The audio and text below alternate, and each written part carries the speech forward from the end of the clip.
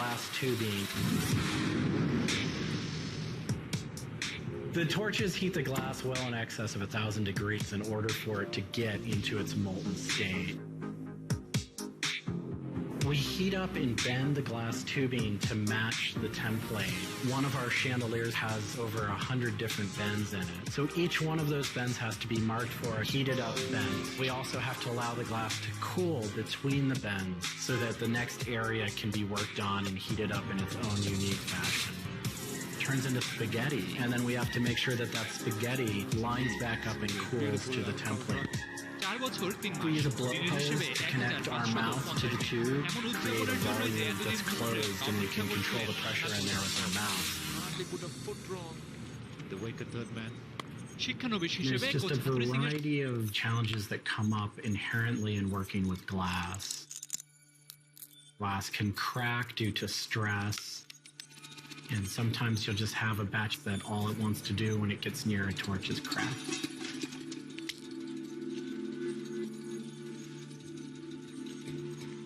After we've bent various components, we have to go in using the crossfire or the hand torch and actually weld all of those pieces together. The last step on that is then to weld on electrodes onto either end. Each one of those steps is very, very specific. I draw inspiration from so many different experiences. It's hard to come up with one thing that's particular, but one of the ways that I really am able to connect with the creative is to float. Floating is a similar experience to meditation, to psychedelics.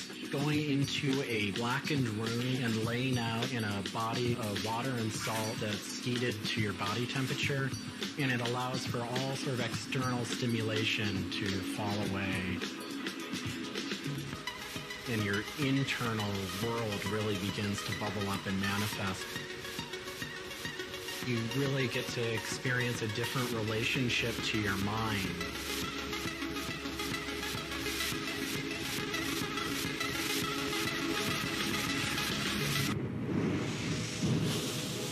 I think I work with neon because I can't not work with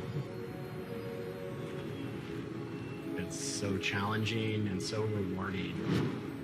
And those things are so intertwined that there's no way of separating it out.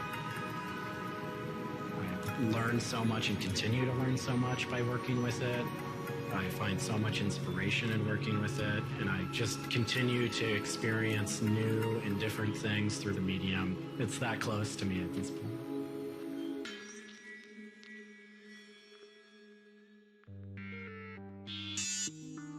Once the neon tube is completed, we have to hook it up to our manifold for bombarding. The manifold is opened, a vacuum is drawn. We check the tube for leaks with our Tesla coils. We close the tube back off, and we heat it up using a very large and powerful transformer. As the tube is heated up, it releases anything that's not inert inside the tube, and we evacuate that out. We introduce the gas into it, and we seal the tube off, sealing into that tube whatever gas we introduced into it. I think my favorite part of making a neon light is when I see it lit up for the first time. Different gases, when electrified, emit different wavelengths of light. Neon gas is this very bright orange, fiery red color. Argon gas creates a very intense blue, but that light output that is produced can then be expressed in a different wavelength by coating the inside of the tubes with a phosphor coating that takes that one wavelength of light and emits a different wavelength. We bring it over to the aging table where we hook it up to an age-in transformer and allow it to settle, age the gas in that we've introduced to it. There's always a stray particle of something left inside the tube. But that time that the oxide coating can act to scrub whatever is left inside the tube while things are getting settled into place.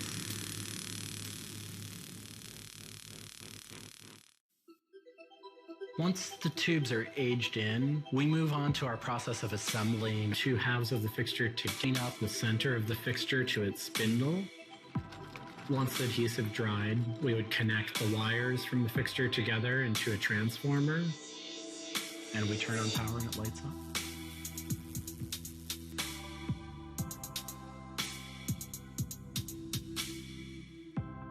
Part of what we love about what we do here is that we try and put out into the world the kind of things that we'd like to see. I still am surprised when it lights up. I'm still excited when I get to see it illuminated. There's an ineffable quality to it.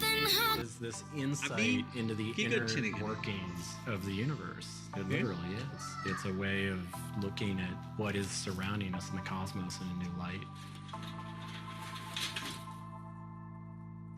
Baba.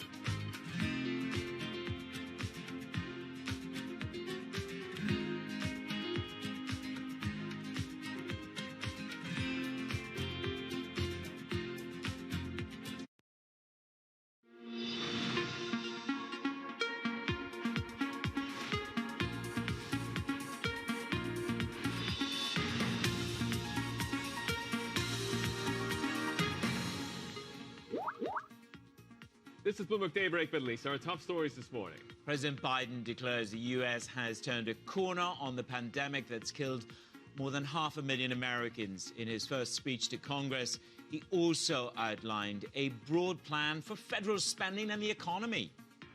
My fellow Americans, trickle down. Trickle down economics has never worked. And it's time to grow the economy from the bottom and the middle out.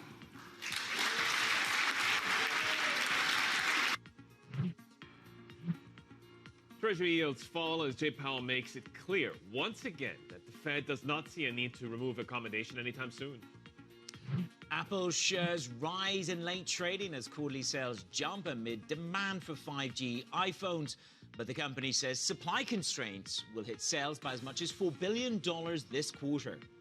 And Egypt extends its monetary easing pause again to maintain the world's highest real interest rate. The central bank is trying to keep local debt attractive to foreign investors as the pandemic hits the key tourism sector. It's gone 8 a.m. across the Emirates. I'm Yusuf Gamenadine in Dubai. And I'm Menace Creddy right alongside you. A little bit of breaking news, first of all, on Tencent. I think it's coming in across the Bloomberg terminal. Yusuf, let's just take a look at that. So this is about penalties. Absolutely, yeah. So they're basically readying a batch of measures here around the antitrust crackdown. This is according to a Reuters piece. That is a red headline that just crossed their terminal about a couple of minutes ago. But I want to get to the wider market action, Manus, in terms of some of the key movers. Yeah, I mean, look, the debate is this, is what was the message from the Fed? What's the message from Joe Biden? I think if you look at the bond market, Yusuf, they've leaned into the removal of the word considerable from the Fed's narrative. This is the copper, this is the other commodities market, which is driving higher as well. We're powering towards $10,000. But I thought what was interesting here is that you touched on this yesterday. The demand may have done a lot of the work so far, according to BMO, and Goldman say commodities will soar by 13.5%. But this is the Bloomberg Commodity 30 producers, up 400% relative to the move in copper. Let me just show you what happened in the bond market, because, again, as I say, the word considerable, in terms of considerable risk to the economy, has been removed. So Fed downgraded the risk to the economy, and Powell, the soothsayer I've written down here, really keeping the bond bears at bay. Now is not the time to talk about tapering, Yusuf, and episodes of inflation, not persistent inflation, is the message that you take away from Fed Chairman Powell. Yeah, so in the meantime, I'm looking at U.S. stock futures, and they popped as President Biden outlined his plans for the economy. And then you add into that the Fed stimulus and the strong tech earnings. And the lesson may be that the U.S. stimulus has yet to be fully built into share prices, and equities can keep pushing to even greater record highs. That's what the Markets Live team is talking about. You're looking here at S&P 500 mini, that's called higher by about 0.6%. The dollar flat here. I mean, overnight we did hit the session lows, touching the lowest since February 25th. It tested its 100-day moving average, and investors basically had mitigated selling before the Fed statement for fear of a Fed curveball, as our Standard Charter describes it. And without that, more dollar selling is likely. Well, let's see, does that ramp up again? That's Stephen Englander over at Standard Chartered. Let's put the markets together. Juliet Sally is in Singapore. Jules. Hey, Manus. Well, certainly we have been seeing a risk-on session here across Asia with Japan out of action, but it will be interesting to see how Hong Kong's market reacts when it comes back from the lunch break in an hour's time, after we just had that Reuters report that you and Yusuf touched on, that China is readying a 10-cent penalty in the antitrust crackdown. This comes after the record fine for Alibaba, and then we saw the food giant Meituan Dianping also hit. So this could be a huge one and cause quite a few waves into how strong and wide this crackdown could be when we see Tencent come back online along with the Hong Kong market in an hour's time. Elsewhere, though, as I mentioned, it is a broad day of risk on. We've got this big move coming through in steel stocks, with China slapping higher taxes on a range of export products. We also had helping the overall mining sector in Australia, the biggest lift in export prices in 4 years. We've also just got some more sad data coming through out of India. 379,257 coronavirus cases in one day, according to the government data. These cases of more than 300,000 a day continuing to rise, and we're seeing the deaths there rise by more than 3,500. The Sensex, though, is firmer for a fourth session. Investors really are focusing on earnings at the moment, Yusuf, and away from these devastating headlines out of India. Yusuf. Absolutely, but it will be front and center of investors' radar. Thank you very much for the moment. That's Juliet Sally there. Let's also run you through the first word headlines from around the world and get out to Simone Foxman in Doha. Simone. Good morning, Yusuf. The UK government has secured an extra 60 million doses of the Pfizer-BioNTech coronavirus, part of a booster program to protect the most vulnerable people against COVID-19 before winter. Scientists are deciding which groups should get the shot later this year after they have been given their first 2 doses. Meanwhile, Britain says it's working on a digital coronavirus passport. The initiative is based on an existing National Health Service app. It will be adapted to help travelers prove they've had the shot or tested negative for the virus. France has also started testing a tracing app updated to host records of shots and tests. Athletes competing at the Tokyo Olympics will be required to take daily COVID-19 tests under updated rules. All participants will also have to take 2 tests before flying to Japan. An official says vaccination remains non-obligatory. Scrutiny over the event has increased after Tokyo entered a 3rd state of emergency this month. And Michael Collins, one of the 3 astronauts on the historic Apollo 11 moon mission, has died at the age of 90. NASA called him a true pioneer and a lifelong advocate for exploration. Collins became known as the forgotten astronaut because of his discreet but pivotal role in the mission.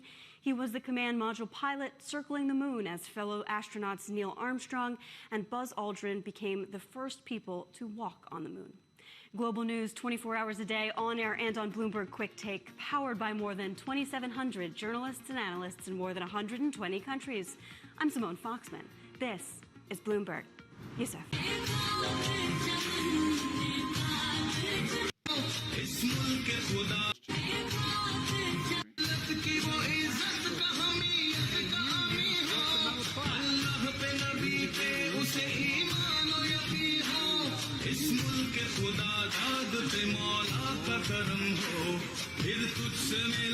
And Americans who receive a paycheck. We're only going to affect 0.3% by that action. 0.3%. আত্মহত্যা বা suicide এরকম কোনোটাই কিন্তু প্রমাণ হয় নাই, কিন্তু একটা মেয়ে মানুষ যে মারাও গেছে তাকে নিয়ে এই কথা বলা কি উচিত হচ্ছে? আমার মনে হয় না। আর আপনারা যেটা বলছেন, হ্যাঁ ঠিক আছে, তার মা বাপ ছিল, মারা গেছে, সে এতিম। এটা আপনারা যদি চিন্তা করেন একবার, সে একজন এতিম, তার মা নেই, বাবা নেই, ঠিক আছে। সে হয়তো বা সুবাহান হোক, যাই হোক, সে সবার মানে কারো না কারো কাছ থেকে একটা মাথার উপর একটা ছাদ খুঁজেছিল, ঠিক আছে। অথবা সে একটা সেফ জোন, ঢাকা শহরে থাকা কিন্তু একটা মেয়ের জন্য was putting out the plans that he has already kind of dropped down, giving a little bit more detail, really trying to sell it in normal words to the American public. This wasn't an address where Joe Biden was really making a direct appeal to the pocketbooks of people. He spent a lot of time, and I thought this was really interesting, on his tax side, really laying out how few people, in terms of ordinary Americans, would actually pay more under his plans. The idea that capital gains, for example, is targeted to really high earners, as opposed to something that would just sort of hit average retail investors. Derek, great to have you with us. Can we just pivot briefly to foreign policy? I found it interesting when he talked about Xi Jinping in his conversation. We welcome competition and not conflict with China. But I mean, again, this is very much leaning, the Trump narrative of defend America, of that era of the past 4 years. What did you take away from the foreign policy inclination? Yeah, I think your takeaway is exactly right. I think that Xi Jinping and China were a cudgel that Joe Biden used, maybe a cattle prod, to sort of jab at Congress to get them to do what he wants them to do anyway. Biden didn't really say anything new about China. He just said he was going to do what the U.S. is already doing, but maybe at slightly larger, louder volume on issues of human rights. I did think that it was really interesting when he was talking about, and this was my biggest takeaway of the speech, was when he said that the United States was going to become an arsenal of vaccines for the world. The U.S. has been criticized heavily about its vaccine exporting, in the fact that it's really not doing much of that. But Biden said that that was going to happen as the U.S. gets to where they've got enough for themselves. Now, we've heard talk that there's 60 million AstraZeneca doses that are not approved in the U.S. but are approved all around the world that the U.S. will be shipping out. The U.S. has said it's going to help India in some form. But make no mistake, around the world, the U.S. is in a different vaccination spot in its campaign than everybody else is. It's much further along than most other nations, and that promise will be watched all around, because everybody else's economic recovery, not to mention the health of its citizenry, is tied to whether or not they can get vaccines. And so if the U.S. wants to go play in that space with vaccine diplomacy, it has some of the best vaccines in the world. It has a great capability to make stuff and to help other people set up the ability to make stuff. And if it doesn't deliver on those promises, its diplomatic efforts are going to be screwed for a long time. But if it does, it could be a major game changer in how the U.S. is viewed all around the world. It's one of the biggest diplomatic promises I've heard from a president in a long time, and the pressure will be on the United States to deliver. Derek, thank you so much. Our senior editor, Derek Warbank. Listening into the conversation and the sound from the speech from President Biden, it was our guest, Mehvish Ayub, senior investment manager at State Street Global. Here we go, another shot in the arm of fiscal stimulus from Biden. If you wrap up the programs, it's about $6 trillion. Many people have said that this quarter will be the top of U.S. growth. Given what we've just heard on stimulus, would you agree with that? Good morning. Good morning. So our view very much is that equity continue to power higher, but there will be bouts of volatility along the way. As to whether this is sort of the top of US economic growth, given those numbers that you just stated, $6 trillion, it's unlikely. Obviously, no one knows what the future holds, particularly when you have a raging pandemic in certain parts of the world. But for now, it seems like the economic momentum is there. The Fed also acknowledged that economic momentum is improving overnight. And so we seem to be fairly comfortable with an overweight to risk assets such as equity for the medium to long term. Hold that thought. We still have a lot of ground to cover. That's Mehvish Ayub. She stays with the program. Much more to come. This is Bloomberg. মুনিয়াকে নিয়ে বিভিন্নভাবে troll করা হচ্ছে কেন? আরে বাবা, আপনারও তো মা বোন আছে, আপনারও তো ঘরে বউ আছে, আপনারও তো মেয়ে হবে, মেয়ে আছে। কেন একটা মেয়েকে নিয়ে আপনি তার মনের কষ্টটা জানেন?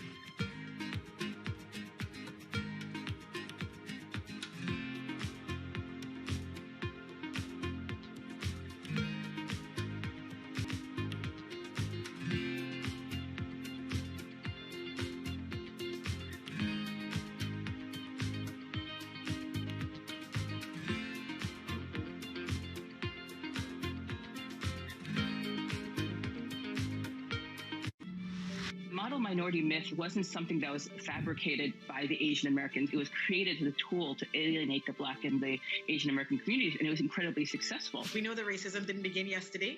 We know it's probably not going to end tomorrow, but it is our job to make sure that there's progress and we keep people safe, give people dignity. I spent a lot of time last year to just listen, to understand, to reflect, and understand what I could do as a leader of this organization. For many years, we've been very shareholder focused, and now there really is much more of a community requirement. The economic downturn in the U.S., we're seeing unemployment and income losses affecting women more than men. 2/3 of the jobs lost in South Africa were women's jobs. So I think we're in a moment of crisis. Clearly, our societies are reproducing, not producing inequality. We need better public policy and we need companies to step up.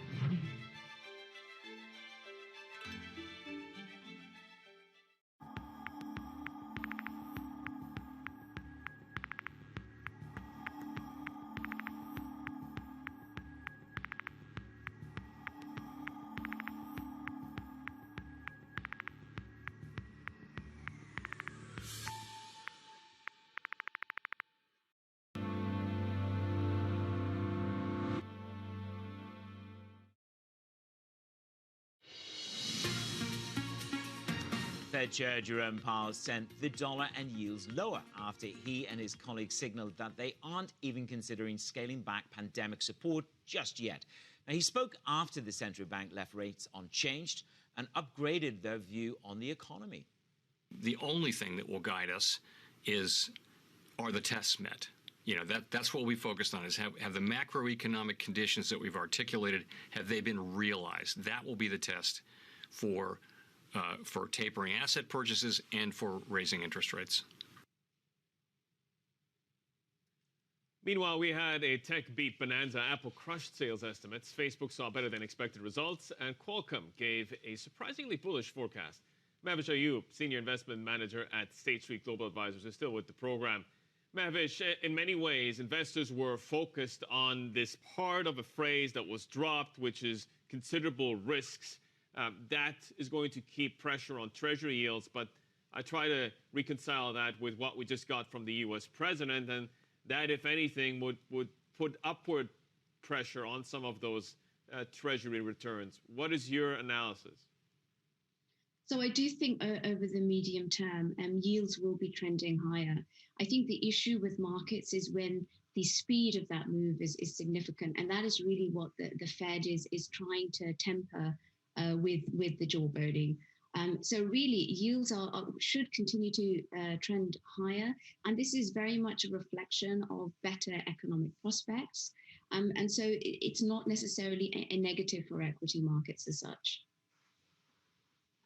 Mehvish, the Bloomberg survey suggests a taper discussion at the end of this year. Does that hold for you, and a rate hike at the end of 2023? Do you think he's done enough to push the bears back into the woods for now? So I think the intention is, like I said, to very much control the speed at which yields trend higher. In terms of, I mean, bear market speculation has been around since the beginning, and I think it will very much continue. And I do think that when we start to see inflation prints in the third and fourth quarter of this year in the US trending above 3%, you will continue to have market reactions, and that will introduce an element of volatility in the markets. Major U.S. tech companies have delivered a stunning set of earnings. The Markets Live team has been pondering about the wider implications for the NASDAQ. Are we going to have a run up to 20,000 then very soon, and even higher from there? So it's difficult to predict a number, but certainly I would go with the momentum as it is, particularly with the level of fiscal stimulus we're seeing.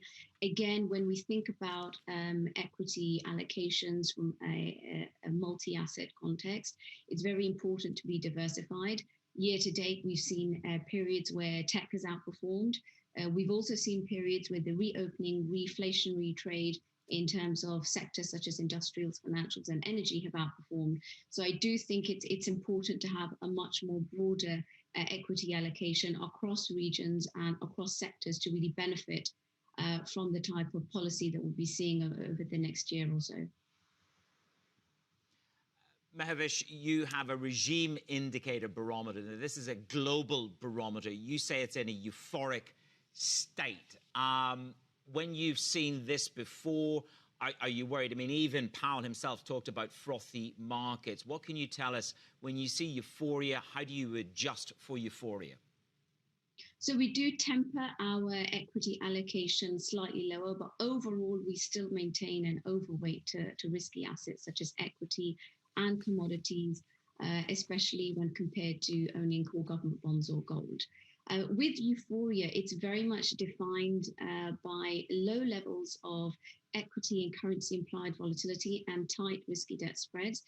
And year to date, what we've seen is that equity volatility has trended up and down, but it's really the risky debt spread, it's emerging market debt, it's high yield spreads, which are trending towards 10-year lows in terms of tightness of spreads. And so that's really what is driving the euphoric environment. But low rates is supportive overall for equity. So I do think that a euphoric environment, and the longer we stay in a euphoric environment, suggests that valuations are frothy. But the difference is whether this means we have a shallow correction or a significant correction. And our view at the moment is that it's likely to be bouts of volatility, shallow corrections along the way. At this point in the cycle, with economic growth where it is, particularly in the US and more broadly on a global perspective, we do need to be more aware of risk events on the horizon, such as tax increases, how the pandemic evolves, and inflationary concerns. But it doesn't mean that the trend has necessarily changed. Mehvish, thank you so much. Mehvish Ayab, Senior Investment Manager at State Street Global Advisors. Breaking news from Standard Chartered. Get ready for it, because the impairments they are guiding will be significantly lower than the market had anticipated. Impairments of 20 million, Yusuf. The estimate was for $317 million. So this is about coming out of COVID, and in terms of the pre-tax profit, again, a significant beat. These are surprises. 1.45 billion. The estimate was for 1.08 billion. But it is the guidance on the impairments that is perhaps the biggest and most significant. What will it mean for write-backs, as we saw with HSBC? That was in the UK. What will the tone from Standard Chartered be? Yeah, so the focus was always going to be on cost controls as the depressed Hong Kong interest rates weigh on revenue. The firm was unlikely to see a big increase, as we saw with HSBC, because of the limited performance of the exposure. In terms of the other guys they're saying that there's a return to medium-term outlook of 5 to 7% growth from fiscal year 2022. Their income is seen similar in fiscal year 21, year-on-year in constant currency. Their operating income on an adjusted basis was $3.93 billion. The market was looking for $3.87 billion. We're still waiting then for additional color on the charges. They're saying that they're going to be reduced significantly. Again, that goes back to the point that a lot of analysts have been making in the run-up to this. UBS has been neutral on this. They point this out. And, of course, Deutsche Bank as well. And in many ways, investors are going to digest this over the next hour. Yeah, the loan loss rate is likely to be in or below 35 to 45 basis points when Andy Halford, who will join Anne-Marie Horton and myself in just over an hour's time. In the first quarter, they guided that because of a low-rate environment, it was going to be a flat outlook for 2021. Do they still stick to that with this tone and this language about a significant reduction in impairments? As I say, that is one of the most significant headlines in this release. Well, a year ago, investors were apprehensive, I suppose, Yusuf, about Oman, that they had lost access to international debt markets, and there were concerns that it would need to bail out. That's what swirled around the markets. A year later, that story is very different, and its State of Energy company issued its very first bond. Simone Foxman has been watching the market reaction, and she joins us from Doha. Simone, what sort of reception did investors give to this bond issue? I mean, if you look at the past year, it was pretty positive. I want to take you into this GTV Go because this really shows the story of what's happened in Oman and the investor outlook there.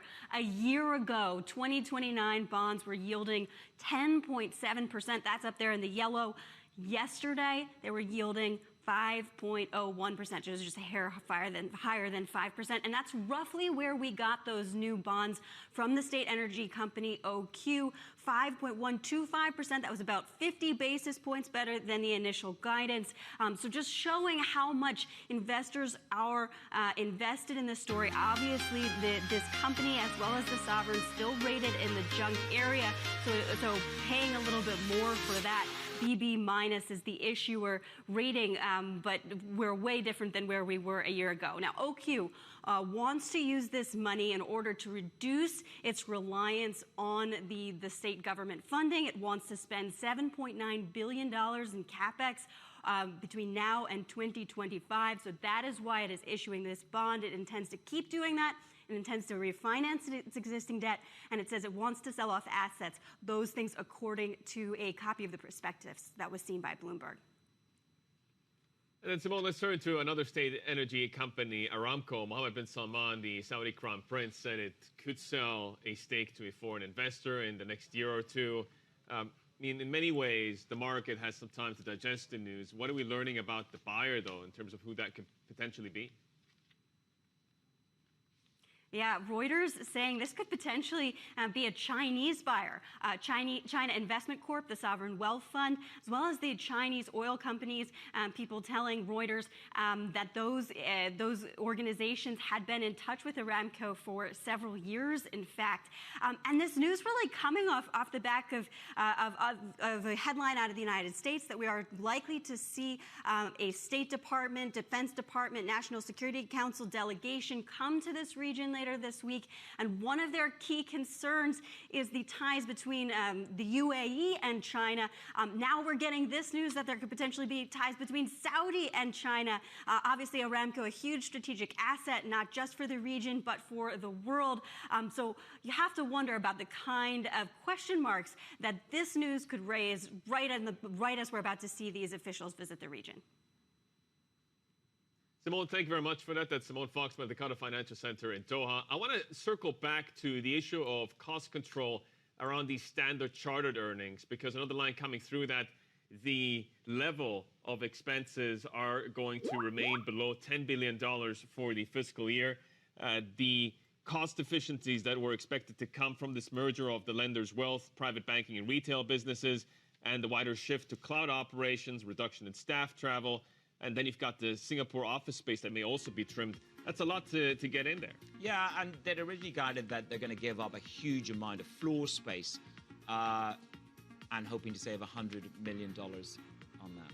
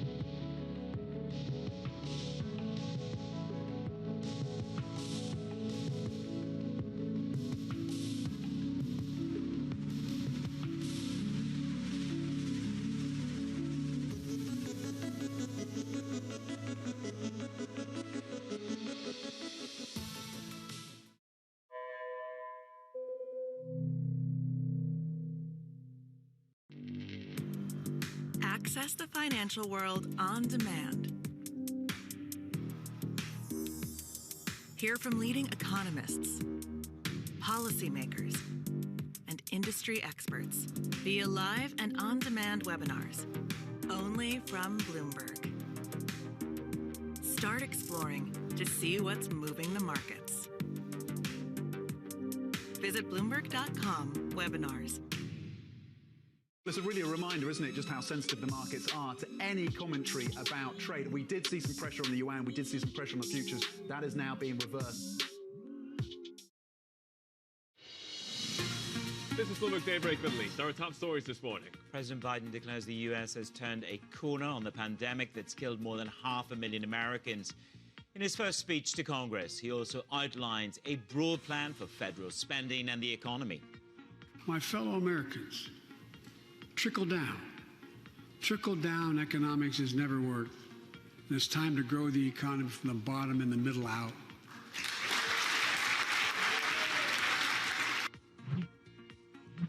Treasury yields fall as Jay Powell makes it clear once again that the Fed does not see a need to remove accommodation anytime soon. Apple shares rise in late trading as the quarterly sales jump amid demand for 5G iPhones, but the company says supply constraints could hit sales by as much as $4 billion in this quarter. And Egypt extends its monetary easing pause again to maintain the world's highest real interest rate. The central bank is trying to keep local debt attractive to foreign investors as the pandemic hits the key tourism sector. Well, let's get you some breaking lines hitting the Bloomberg straight on Airbus. The plane maker then trying to see through a challenging environment. Analysts were kind of upbeat going into this. The red headline for the first quarter is your adjusted free cash flow at 1.2 billion euros. The market had anticipated 85.9 million euros. So that is a significant beat on the first quarter adjusted pre-tax. Your revenue line for the first quarter is at 10.46 billion euros. So the market had been looking for here a number of 10.42 billion euros. Again, going into this is really going to be about cost control and a good mix and pricing momentum in deliveries as well, Manas. Yeah, and if you look back in March, Yusuf, they delivered 72 planes. For the quarter, 125 planes. That's above the quarter last year. Of course, they had a huge number of undelivered planes on the ground, over 100 in February. So it is about coming out of COVID and redelivering those planes. But you're right, the free cash flow seems to be the red headline and the focus, turning it around. Let's pivot to Nordea. We've had one of the Nordic's biggest banks deliver their numbers year. So first quarter net interest income, 1.21 billion. That's way above the 1.18 billion that was expected. Loan losses, again, similar to Standard Chartered.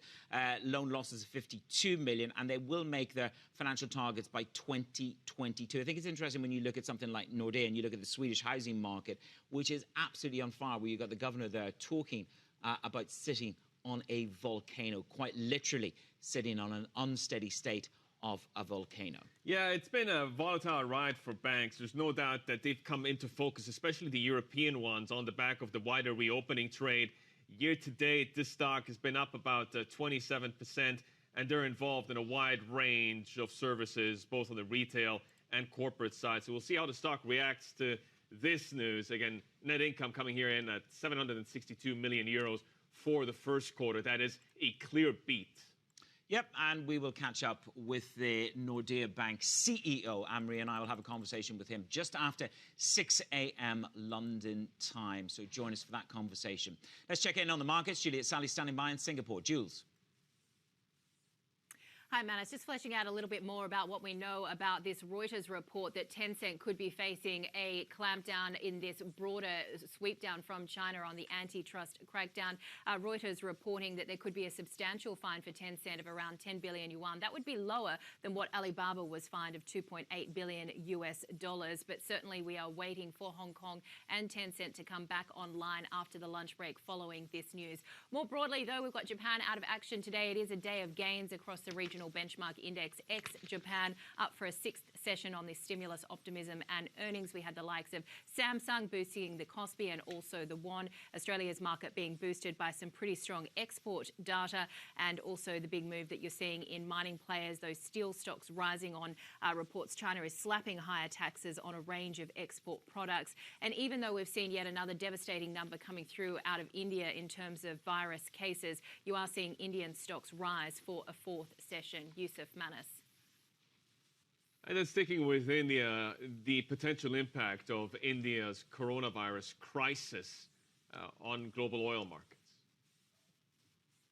Yeah, with remembering India imports about 85% of its oil, there is a lot of concern now that this could actually extend into a global glut. The country's appetite for oil products bouncing back to pre-COVID levels from the 12-year low that it hit last March. But we're hearing from the research firm Rystad Energy warning of a 1.4 million barrel a day global oil glut in May on the back of the OPEC Plus combo and also what you're seeing in India, while S&P Global Platts has cut its Indian oil demand forecast by 9%. Both firms indicating that more downgrades could be forthcoming. Interestingly, though, our colleague Anna Edwards spoke to the BP CEO Bernard Looney earlier in the week, and he indicated they're yet to see a meaningful impact on demand from the situation in India. And in fact, they are seeing some strong demand coming through on the back of the vaccine rollout and also coming through from China. Yusuf. Thank you very much for that, Jules. That's Juliet Sally there. Let's get to this part of the world again, because Egypt extended its monetary easing pause for another month. It's trying to keep local debt attractive to foreign investors as the pandemic cuts tourism, key source of revenue. Central bank held the benchmark deposit rate at 8.25% and the lending rate at 9.25% for a fourth meeting. Let's get out to Alia Mubayat. She's the Managing Director of EMEA Economics and Strategy at Jefferies International. Alia, steady as she goes then with these real rates, but how sustainable is that kind of monetary and fiscal approach for Egypt? Well, I think given the global environment and also the low inflation that is characterizing Egypt currently, the monetary policy stance seems to us quite reasonable. At the end of the day, your inflation is still at 4.5%, below the target range of the central bank on the one hand. Although inflationary pressures, particularly from oil, are looming in the horizon, but I think the central bank has room in terms of managing these inflation pressures. On the other hand, I think monetary policy has been really driven by the need for inflows, and we've seen foreign inflows into the local debt market in Egypt quite sustained, despite some volatility in the last few months. But we're back to the highs of the pre-COVID levels at 29 billion. And I think in the absence of a fast recovery, both in tourism on the one hand, but also FDI and a strong export boost, the central bank is looking at is being used. Interest rate policy is being used as a channel for further flows into the Egyptian economy and helping it meet its large external financing needs for this year, which were around $40 billion. So as long as the tension between keeping rates where they are and inflation outlook is manageable, we think this policy will continue. Alia, a very good day to you. You mentioned a huge number of factors in there. Let's just try and focus in on one or two of them. Goldman Sachs say commodities will rise by another 13.5%. You talk about the risk from rising oil prices and commodities. How big a risk is that for our region, if not just Egypt? Put some context around the commodity supercycle and the risk therein. Absolutely. I think we have seen yesterday there seems to be more or less a consensus in the market that demand recovery is gaining steam on the back of improved growth prospects, particularly in the developed world. And if you look at the fact that half of the incremental demand has been coming from countries where the vaccine rollout has been relatively robust and yielding results in terms of growth recovery, whether in the US or China or Canada and the UK, but even in some EM like other EMs like Mexico and even in our region, in some of the countries, then the demand side looks relatively.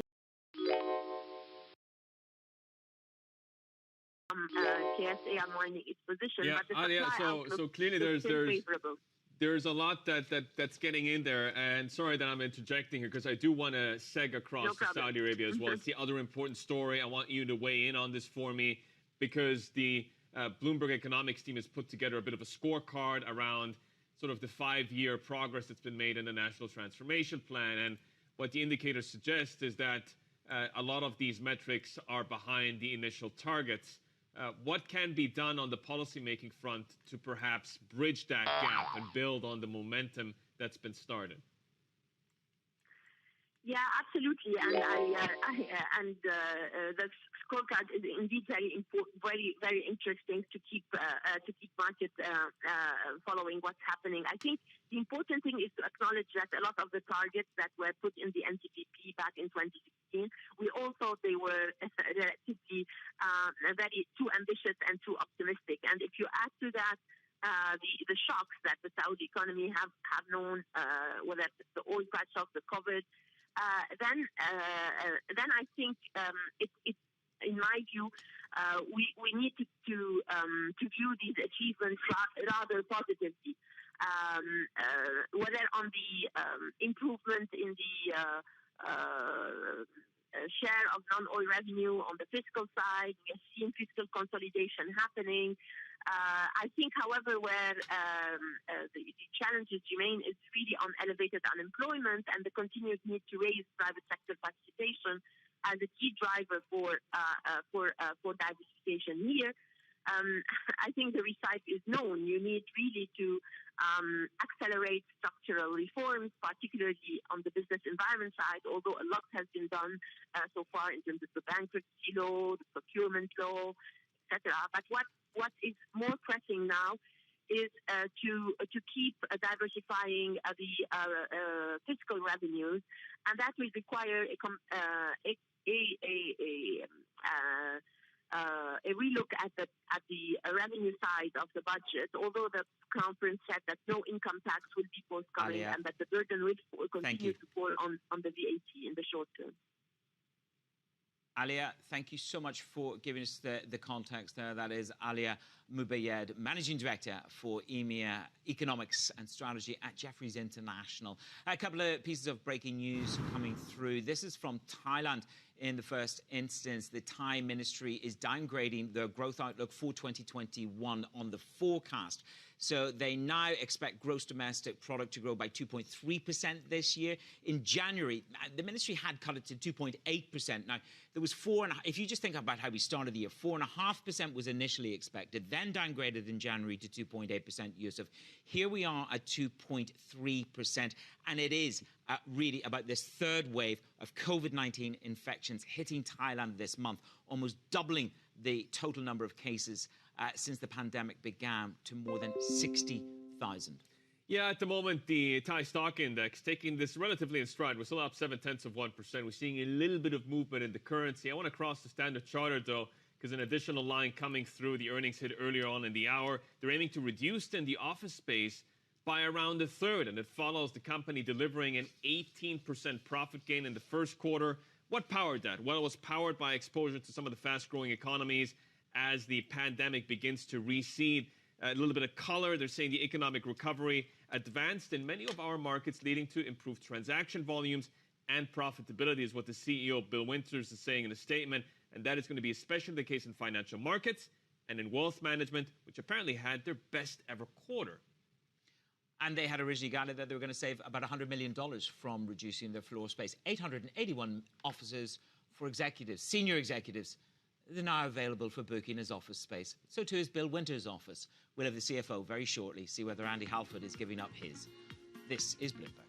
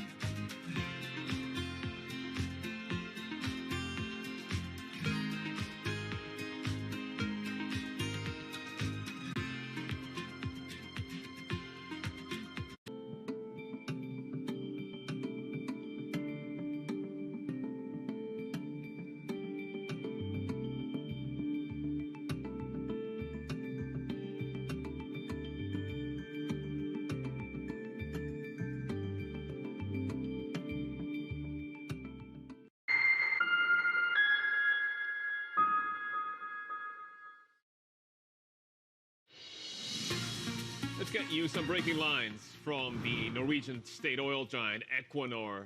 Stronger oil and gas prices then did indeed trickle through to the balance sheet. So you're looking here at the first quarter adjusted net, $2.66 billion. The market had penciled in $2.55 billion. So that is a clear beat. The dividend per share is at 15 cents. The estimate was for 13 cents. So even the payout goes up a little bit. In terms of the renewable assets and favorable tax returns in Norway, that was always going to be a factor. And the shares had a run-up of about 18% year-to-date. So that's outperformed some of the benchmark indexes, Manus. Yep, those are all the numbers, Yusuf. And, of course, oil is in a sweet spot. You've got that note from Goldman Sachs talking about $80 potentially on the oil market is what's set to come. But it's going to be the dividend, which presumably the market will focus on. 15 cents. The estimate out there was for 13 cents. There's the stock up over the past 3 months, 11.125%. To Amanat, a Dubai-based healthcare and education investment firm. It's selling a stake in Talim Holdings, one of the UAE's largest education providers, for 350 million dirhams. Joining us now to discuss the deal is the CEO of Amanat. It is Mohammed Hamadeh. Mohammed, thank you so much for joining us. So one could say this was a quick in and out, bought in 2016, exited in 2021. Is this a call on the education market? Is that why you've decided to exit the trade now? Well, thank you for having us. Our commitment to education and healthcare continues to be, as always, this is an exit from a minority stake in line with our strategy to focus on investment platforms where we can control or own a majority stake. I've shared that a month ago on this show, and this is a testament that we are delivering on what we promised our shareholders. We held the investment for 5 years. We saw Amanat's team contributing to creating value in Ta'aleem as a company, and we are very pleased by such a successful exit, generating more than 2.2 times cash on cash and more than 225 million dirhams as a cash return on the investment. Mohammed, why are you not disclosing the name of the buyer, and what are you going to do with all that extra change that's coming into your savings box? Well, what I can tell you is we have led the sale process internally as Amanat team, and it solicited interest from international strategics, local strategics, and regional strategics. And we ended up divesting the stake to a Dubai-based strategic partner. So we're very pleased with the identity of the buyer. We're just not using it in media given the confidentiality. And as an investment firm, we will look to reinvest this cash in K-12, in education, or in universities, or in the healthcare sector in line with our investment mandate. This would mark the most profitable exit, obviously, for Amanat, with more than 160 million dirhams potential contribution to the net income of the company. Just to put this into context, Amanat's last year in 2020 closed the year at 10 million dirhams of profits, and its best year was 60 million dirhams of profits. And this transaction by itself would be contributing around 160 million. If you put that in addition to the Cambridge acquisition that we did in March 1st, which is just a month or so ago, that is a company that could contribute 60 to 70 million dirhams based on 2020 financials. So we are having a great year. I think this is a great indication to the economic health of Dubai, and I'm very glad that Amanat is leading the way in the M&A activity in Dubai as a Dubai-based company. Where will you search beyond Dubai in health? Where are the biggest opportunities for you? And will you look more at the rehab businesses, for example, that you've just bought? Where is the biggest margin to be had in health at the moment? We're looking at health and education in the MENA region primarily. We're not restricted to MENA, but our main focus is the MENA region. So we're already invested in Saudi Arabia, in the UAE, and in Bahrain. We will continue to look into those markets and beyond. That includes Egypt and the rest of North Africa as within the mandate. In terms of sectors, post-acute care and rehab is a sector of interest. We've invested 851 million dirhams on March to acquire 100% of Cambridge Medical and Rehab Hospital. And we also own Sukoon, which is one of the market leaders in Jeddah in the same sector. So that is an area of focus. Another area of focus is in higher education, where we own a stake in Abu Dhabi University and 100% of Middlesex University.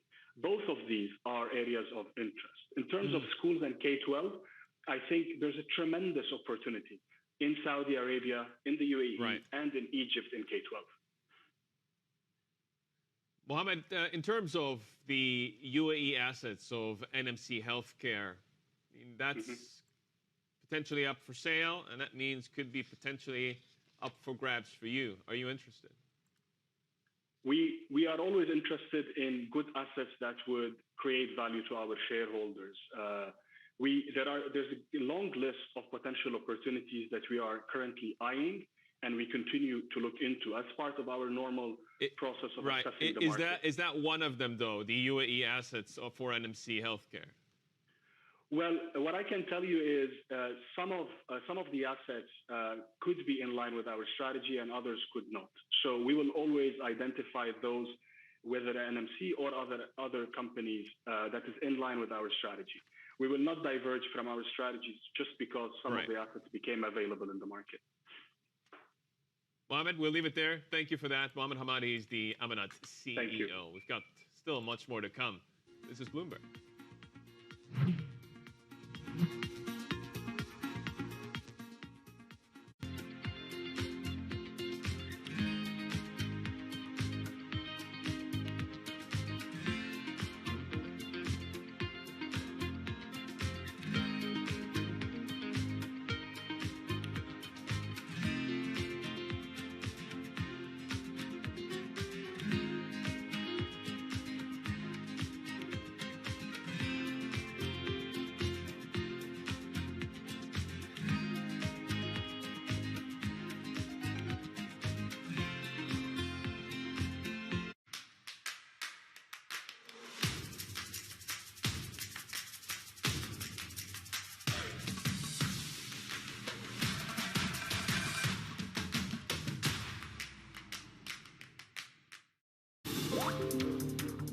Every Friday with 30 minutes dedicated to fixed income, I'm Jonathan Ferro. This is Bloomberg Real Yield.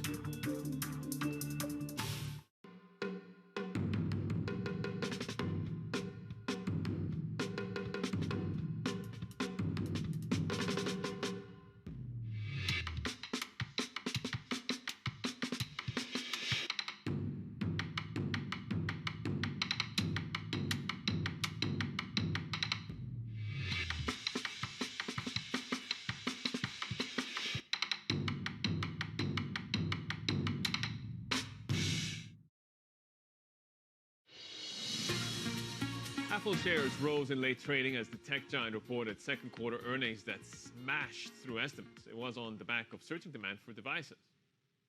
On Mac, fueled by the M1, we set an all-time revenue record, continuing the momentum for the product category. In fact, the last 3 quarters for Mac have been its 3 best quarters ever. Bloomberg's Ed Ludlow has more from San Francisco. Surging device demand helped Apple beat Wall Street expectations across the board. Revenue rose 54% to $89.6 billion in the quarter. And this was the first full quarter where the iPhone 12, the 5G generation of handset, was on sale. But it was actually broader-based growth than just that. There was strength in iPad and in Mac, where Apple says the use of its own processors, where it used to use Intel, is really helping sell that product at a time where there's still demand from those of us that are working and learning at home. In China, Apple grew its business by double digits pretty much in each category, and CEO Tim Cook said the company is still growing and able to attract new customers in that market. There was also specific strength in the services side of the business. The number of paid subscribers across Apple's different services category has risen to 660 million. Just a year ago, it was only at 145 million, which is incredible growth in the space of 12 months. The company did not give full-year guidance, citing coronavirus COVID-19 uncertainty, but said that gross margin in the third quarter, the fiscal third quarter, would be between 41.5% and 42.5%. Ed Ludlow, Bloomberg News, San Francisco. Ed Ludlow there in San Francisco. Well, after hours, of course, we saw a number of other reactions on, for example, Apple. I look at this, Yusuf, we're up another 2.25% on that. Buybacks, one of the key drivers here, $90 billion added to the buyback, and it's like literally crushing it. Revenue up 54% at just under $90 billion. Did you get a new iPhone? I was just going to say, you still haven't got yours. No, I haven't got number 12. These are the results. These are the results before you went out and bought your phones. In terms of U.S. stock futures more broadly, I mean, the NASDAQ futures are called quite a bit higher. I mean, what we take away from the speech of the U.S. president is that U.S. stimulus has yet to be fully built into some of these share prices, and equities can keep pushing higher and higher. And that is what the Markets Live team is writing about in quite a bit of detail. We're going to get to all of the earnings again and sort of recap what you need to know for the remainder of the trading day. From Dubai and the rest of the world, this is Bloomberg.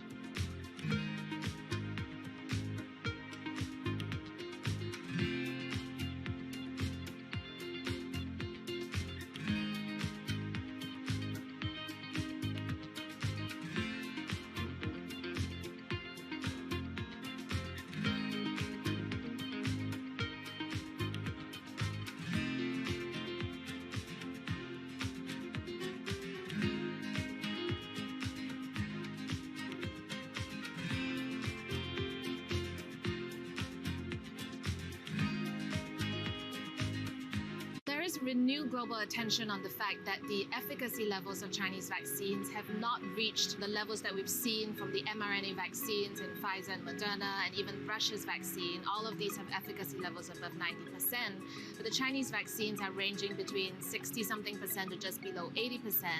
And specific attention is being paid on one Chinese vaccine, Sinovac.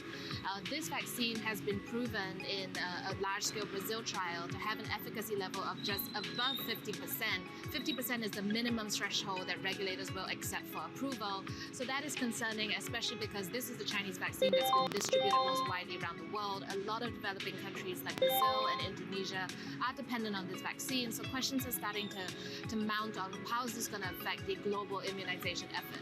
But what's also really important to keep in perspective is that the 50% efficacy rate is looking at all symptomatic disease, even mild sickness. And the truth is that all the vaccines we have out there right now, including the Chinese ones, are nearly 100% effective at preventing hospitalization and death. And those are the two most important things: bring down serious sickness, bring down fatalities. We're still going to see that happen around the world, and that's why it's really important for people to keep getting vaccinated, even if the only access they have is to a Chinese vaccine.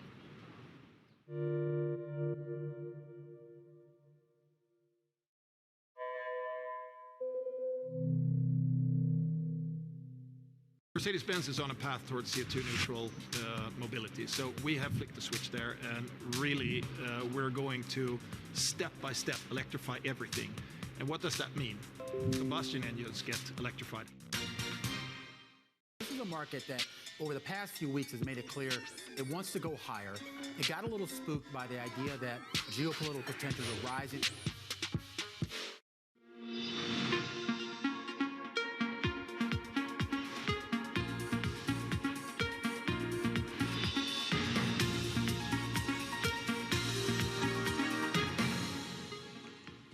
Good morning from Bloomberg's Middle East headquarters in Dubai, with me, Manus Krani, and Anne-Marie Horden at London HQ.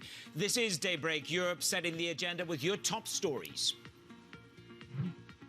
My fellow Americans, trickle down. Trickle down economics has never worked. And it's time to grow the economy from the bottom and the middle out.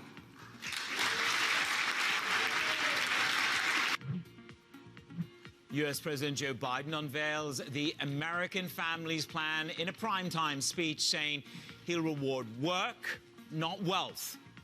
Global stocks are in the green as a dovish Fed and strong reports from Apple and Facebook. In Europe, a slew of results hit the tape. Standard Chartered CFO joins the team imminently. And the White House says the U.S. aid will start arriving in India today as the nation continues to battle a public health catastrophe. 6 a.m. in London, Anne-Marie, we're trying to digest that the President of the United States makes it clear trickle-down economics does not work. 65-minute speech, America's on the move again. Anne-Marie, the fiscal and foreign policy agenda was clear and indefatigable. It is for the many, and the few will be taxed. Yes, certainly, Manus. $1.9 trillion, $1.8 trillion, excuse me, the American Families Plan. On the heels of $2.25 trillion, they want to do an infrastructure, $1.9 trillion last month in COVID relief, and all before Biden took office, about $3 trillion. So when you look at this, and yeah, not all of this is potentially going to happen, and some of this is earmarked for years out, but that's $9 trillion in total of fiscal spending. What does this mean for inflation, Manus? Because we also heard from the Fed yesterday. Absolutely. Jay Powell downgrading the risks, Anne-Marie, in terms of what's going on, taking out the word considerable in terms of considerable risk from COVID. There's the message from the president. It is time for corporate America to pay more, but it's the taking out of the word considerable. And also, Anne-Marie, in terms of the guidance, it will be episodic inflation, not permanent. Let's just give a quick recap on the Standard Chartered numbers. I think there's a lot to unpack in those, isn't there? They're going to reduce their branch network. That's going to go down. The profits rose by 18%. You are seeing the talk of impairments being reduced significantly. The loan loss will now be 35 to 40 basis points. Expenses will drop below $10 billion. The branch network will be reduced by 50%, and they're going to reduce office space by a third. We'll put those questions to Andy Halford, the CFO. That conversation in 10 minutes' time. Can I book Andy Halford's office, Anne-Marie, for a meeting? If not, you know what? I'll take Bill Winters. Yeah, well, Bill Winters already said he's not going to be using it as much, Manus. Also, they won't be flying as much, potentially, if they're following in the tracks of HSBC and potentially cutting down that business travel. We're waiting for a number of results to come out. We're still waiting for Lufthansa. In the meantime, though, as we await those results, Manus, let's take a look at where we trade this morning. I'm calling it the triple threat coming out of America. You had Biden's economic plans. You had a dovish Fed, but still tilting to a firmer economic recovery. And then you had Apple and Facebook, which really had standout results. So we are seeing Asian equities a bit higher this morning, as well as U.S. equity futures. The dollar yesterday, though, did have a little bit tanking a little bit there, Manus, off of what Jay Powell had to say. We should note Japanese equities are closed. We are waiting for the Treasury market to open a little bit later. You can also just look at the futures yields, though, a little bit on the rise. Manus, it is a slew of earnings this morning in Europe. Nordea Bank has delivered first quarter results beating analyst estimates. The Nordic region's biggest bank says it will be able to live up to costs and profit pledges made to investors. Net interest income rose to 1.21 billion euros, while loan losses were less than half as bad as expected. Joining us now is Frank van Jensen, Nordea CEO. Frank, a very good morning to you. Thank you so much for joining us. What drove that 9% increase in net interest income that really other banks are not being able to keep up with? Yeah, good morning. It was a strong result again, and it is driven by high income growth and also a good cost control. During the quarter, we have seen a continued high activity within basically all core lines. And mortgages continued to grow steady in basically all four countries, and also lending to small and mid-sized enterprises increased quite good. So it has been a good momentum, more volumes, basically stable margins, and that has led to a good improvement of net interest income. Frank, we're looking at your cost-to-income ratio, 48%. Good morning, it's Manus. 48% from 57%. So you're doing the hard lifting on costs. Is there more to come? Are there more costs to take out of the business? And how did you achieve such a significant 10% reduction in your costs? Yeah, we have basically, the short answer to the question is yes, there are more to come, and we are working hard to increase the efficiency in the company every day. We have three basically key priorities that we are working hard to deliver on every day. The first one is to deliver great customer experiences. The second one is to drive income growth initiatives. And the third one is to optimize operational efficiency. And so it is about working with the income growth, with the customer experience, and then with the efficiency, cost efficiency in the company, basically challenging the lines that is not really you can say, supporting our customers. What's going to be the size, Frank, of the share buyback program you're looking at? We have not concluded on that yet. We are planning to do buybacks later this year after the restrictions of ECB has been lifted. Like the first step is to follow the mandate what has been given by the AGM to pay out the dividend from 19, the second part of that one, second installment, and then the 20 dividend, and then we want to start our buyback later the year, probably in Q4. Frank, you've still got 650 billion euros set aside for future losses. We're hearing from Standard Chartered they're guiding much lower on impairments. We'll talk to the CFO in a moment. Why are you still retaining such substantial a buffer? And when can we expect you to unwind that and write back? Yeah, the credit quality is strong within Nordea, and we show low realized net loan losses corresponding to 6 basis points this quarter. And then it is correct that we have retained the buffer of 650 million euro. And the reason for that is we believe it's too early to conclude on the financial implications of our customers because it's still we do see the light of at the end of the tunnel, but still we have some way to go in the Nordics as well as in the rest of the world. So it is too early to conclude. We believe it's prudent to retain it, and then we follow it, of course, carefully the coming quarters. Frank, you mentioned in the past you're going to organize yourself so that you're not dependent on travel. Lufthansa numbers just broke. They see capacity about 40% of pre-crisis level. Mattis and I mentioned HSBC cutting business travel. Are you going to be cutting business class travel? We have learned to, we are a pan-Nordic company. So basically, we have been working in most, you can say, group functions Nordically, and that has led to a lot of traveling. And sometimes you need a wake-up call or something extraordinary needs to happen before you change your habits. And the last year we have, for natural reasons, not been traveling, and it has worked very well. So we have taken the learnings, and when we start to basically ask more people to come into the offices, and also the new ways of working post-COVID-19, it will definitely be with much less traveling, and it will be also meeting in a different way.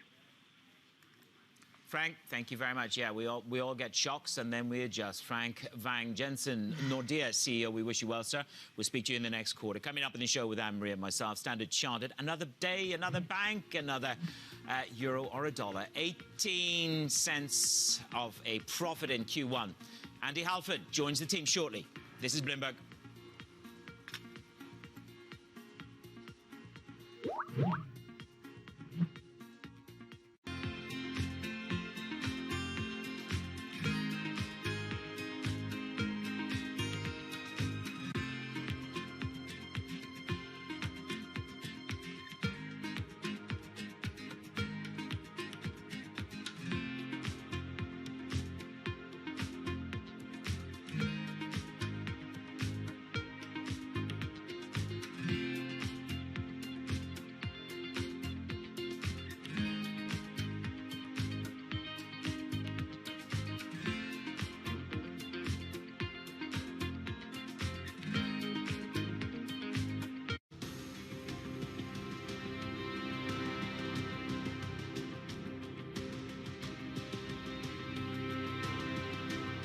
Right now, you know, the mask fashion is not really favorable to makeup, but we know that, and we are convinced that when the pandemic is over, when people get back to a normal social life, when they meet each other, they party, makeup will bounce back.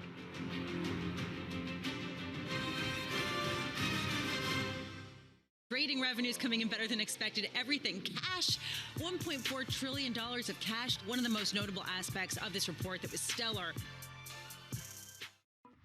Countries that entered this crisis with limited fiscal space, with more vulnerabilities, need to be supported for the benefit of the world. The transparency of the debt burden for the poorest countries needs to be increased. There needs to be fuller disclosure. BSO Now is your online home for weekly Boston Symphony Orchestra and Boston Pops performances. See new concerts that go behind the scenes, plus acclaimed archival concerts. Visit bso.org/now, where the music plays on. BSO season sponsor, Bank of America.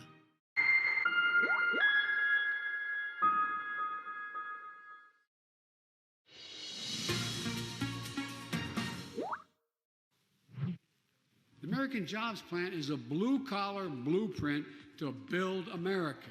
That's what it is.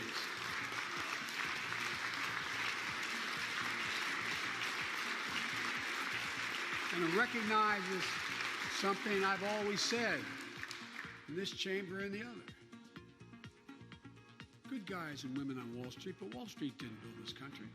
The middle class built the country, and unions built the middle class. Our nation is starving for more than empty platitudes. We need policies and progress that brings us closer together. But 3 months in, the actions of the president and his party are pulling us further and further apart. Both sides of the aisle there. Senator Tim Scott delivering the Republican response to President Biden's first address to the joint sessions of Congress. And we'll have more on the story throughout the morning, understanding stimulus. Standard Chartered delivers an 18% profit gain in the first quarter, helped by a sharp decline in credit losses. Underlying pre-tax profit at the emerging markets-focused bank came in at $1.4 billion. That's a very comfortable beat for the company versus the consensus of $1.08 billion. The man that compiles the numbers, the nuances and the changes. Andy Halford, Standard Chartered CFO, apparently now without an office to sit in. But more of that in a moment.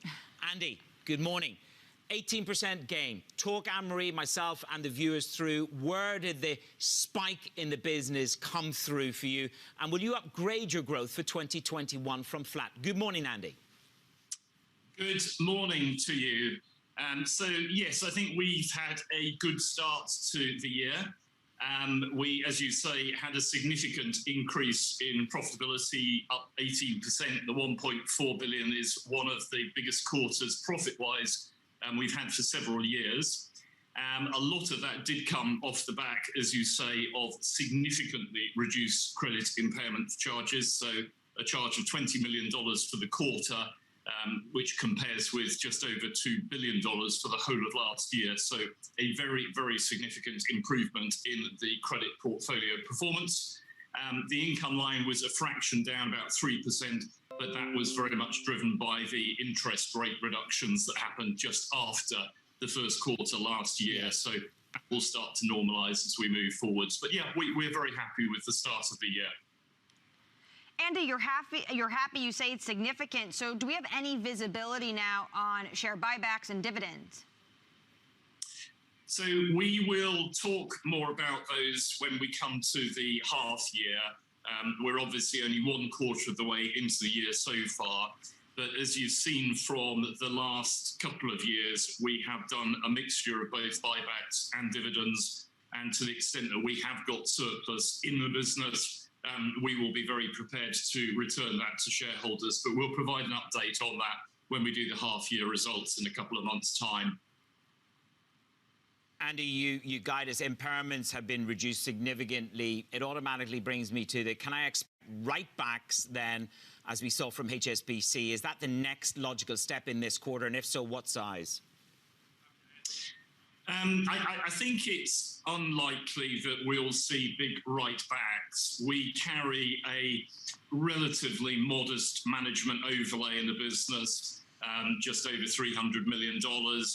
And with COVID still being at large, as we well know in markets like India at the moment, we're going to be thoughtful about how we release that. So in the overall context of the bank, it's not a big number.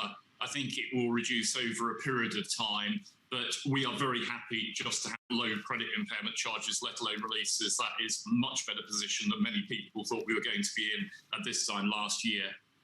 Yes.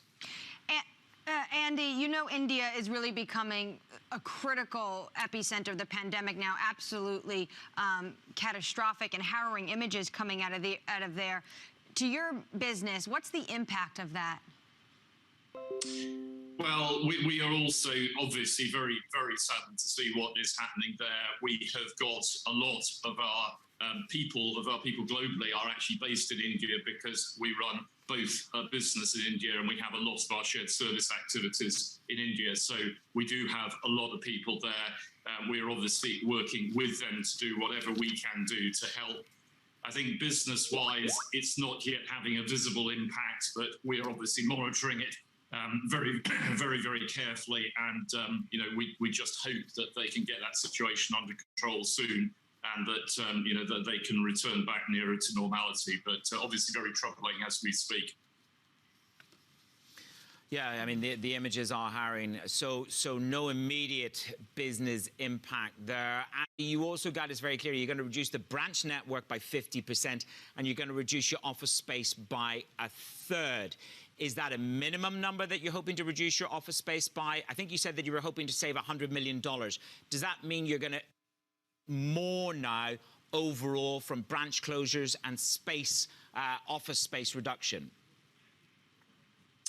Well, I think there are two sort of separate things. The investment we have made in digitalization, the ability for people to now transact on their mobile phones. We have for the last several years been progressively reducing the number of physical branches we need because we can now service customers through alternative mechanisms. That process of reduction continues. We're about 800 branches today. We think over a period of time, we'll probably settle at about half that number. So it's a continuation of what we've done, but very much off the back of being able to focus upon digitalization. On the office space, we have pushed very hard on the flexible working, asking people now that they have actually sampled life with more flexibility, what do they want to do? And a lot of people said, we would love the flexibility to be able to spend 2 days in work, 3 days at home, 3 days work, 2 days at home, whatever. That over a period of time clearly will have a less space requirement for what we historically called offices. And we do, as you say, and as we said today, we expect over a period of time that the overall office space we've got reduced probably by about a third. Now, the pace of that will be dependent upon lease clauses and lease breaks and lease renewals. But our vision is that over a period of time, we'll be operating off about a third less space than we are today, with a resultant cost saving that obviously goes with that. Andy, as you look at life and banking post-pandemic, the Nordea CEO just told Manus and myself that he sees less business travel. HSBC is budgeting for half of business travel. How are you looking at that sector? Well, we also, like HSBC, we run a very, very international business, and we have necessarily had a pretty high travel content for forever, really. I do think it will reduce. I think people have now realized that actually with other forms of communication, video conferencing particularly, it is possible to keep in touch without spending as much time traveling, that it's environmentally more friendly. So I think we will see a step change in the level, as in step change down in the level of travel once we normalise out of this because of the experience that we've had. I mean, we've run this bank for the last year with about 3/4 of our people on the average based at home. That is an extraordinarily high proportion, not one which we would have thought was feasible before the pandemic. We know it can be done. We don't want to operate at that level, but we know that we can actually work with more people being more flexible and suiting their own personal lifestyles. Yeah, I mean, I've just come back from a CEO visit. I would put it to you that engaging and actually physically meeting people builds relationships. So we're all trading on backed up fumes of relationship. Let's talk about the pivot. HSBC are pivoting very squarely to Asia, and yet we hear from Bill at a conference, Bill Winters, saying actually the US and European. Why? Can I take it from you and Bill that you are looking at pivots to Europe and the US rather than to the East? Well, at the core of our business, we are a very Asian bank. The vast majority of our income, the vast majority of our profitability comes from Asia, and that, long may that last. What Bill, I think, was referring to was the fact that we are probably a little underrepresented in Europe and the US, and that actually we'd like over a period of time to just boost that presence in those parts of the world. So it's not at all that we're not going to be focused on Asia. Quite the opposite. We'll continue to be very focused on Asia, but there is still opportunity, we think, both in Europe and the US to get ourselves better known and to get more share in those markets. Few things going on right now in China. There's geopolitical tensions. There's also an incredibly competitive market. It is very, very hot right now in China and very competitive. Are those two things that you are worried about in that market? Worried, I wouldn't say worried. I think that to the latter point, it may be competitive, but the growth opportunities that are still in China are significant, and it's difficult to see as many other parts of the world that look to be confidently growing as fast as China is. So actually, on the competitive front, we are we are very confident, and that, as I just said, is why we continue to invest very significantly into the Hong Kong-China area. The geopolitical obviously is more sensitive. We've been operating in these markets for 160 years, so we're well familiar with operating where there are different political views. But overall, we continue to do what we do best, which is service our customers. There is still very strong demand from our customers, and that is what we focus upon.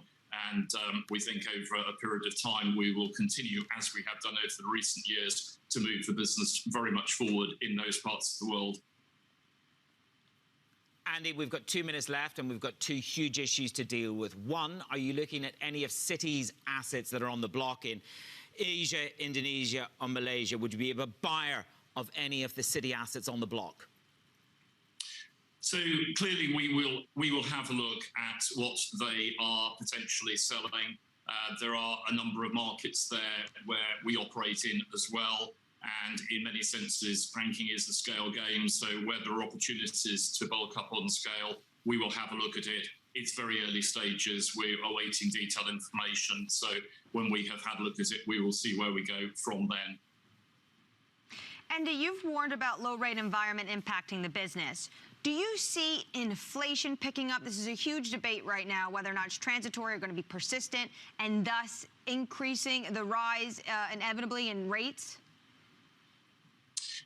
So our sense is that near term we'll see inflation, at least in the numbers, but largely off a base that obviously was very unusual last year. Thereafter, we are more of the view that it will be a modest increase rather than anything sort of substantial, but that should be supportive direction of travel in interest rates gently rising over a period of time. That will be good for the sector, it'll be good for us. It is easier to make money when there is higher interest rates. So I think the direction of travel is that we would expect it to rise over a period of time, not immediately, but over a period of time. We'd see that as being where things will end up. Andy, do you think that we get a taper by the fourth quarter? Is that what you're penciling in, and still a rate hike? Are you pulling forward your view on rate hikes in the United States of America at all from 2023? We think where we're at the moment is probably where things will settle for a few months now. Clearly, the US economy is doing well, which is good and good for the world at large. We all know that globally, back to the point earlier, that there are still pockets of the world and parts of the world where there are still some extremely challenging conditions, and therefore, I think being a very global world that we live in, there will have to be a degree of recognition of the fact that different countries are moving at different paces at the moment. So we would expect that the situation we see today will not change vastly over the coming months. All right, Andy Halford, thank you so much for joining us. Standard Chartered CFO, they announced their results today. Thanks so much for your time. Mattis, very interesting interview, very wide-ranging interview with Andy Halford there. I loved your question about HSBC going full in on Asia, but Standard Chartered is basically saying it's not a full pivot, but they recognize that they don't have enough presence in Europe and in the United States. That'll be interesting to see what kind of ground and market share they're able to make up. Of course, they are a trade and commercial lending bank. And if you think, Anne-Marie, in terms of the stimulus programs, not just in the United States of America under the Biden plan in terms of the green and the infrastructure plan, but so too in Europe. There's an entire stimulus plan there, underrepresented. I just wonder, does that mean that he wants to buy businesses there? But what I really, and I'm so gutted we didn't get to ask him about this, the hologramic water cooler moment. Is it hologram? So, holographic water cooler. Yeah, their HR team is taking in a bunch of potential suggestions on how you can create a water cooler situation when you're not working in an office. I think some of the suggestions are a little bit like a dating apps. So you could find other employees that live in your area. It would be interesting. What is it, like Tinder for corporate engagement? Is that possibly what we're looking at? Actually, we're being a little bit trite. You're obsessed by this business class travel thing, and I think you're right. I caught up with the CEO at UBS, and he was very clear. He said, we have a responsibility not to travel as much. We were chatting on the sideline. It's the first time he and I sort of had officially met.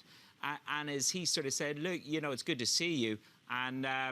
but this is something which is going to be a huge change for all of us. Yeah, Manus, bankers not on business class flights, business class tickets, that is going to be detrimental to the airlines. And you see it every day. More and more CEOs are saying it's just not going to happen the same as it was pre-pandemic. More premium economy seats for people like you and I, because we can afford maybe premium economy once in a year. What else have we got, Anne-Marie Horton? It's all about the president. Yeah, the president unveiling the American Families Plan, a primetime speech, an update on that speech next. This is Bloomberg.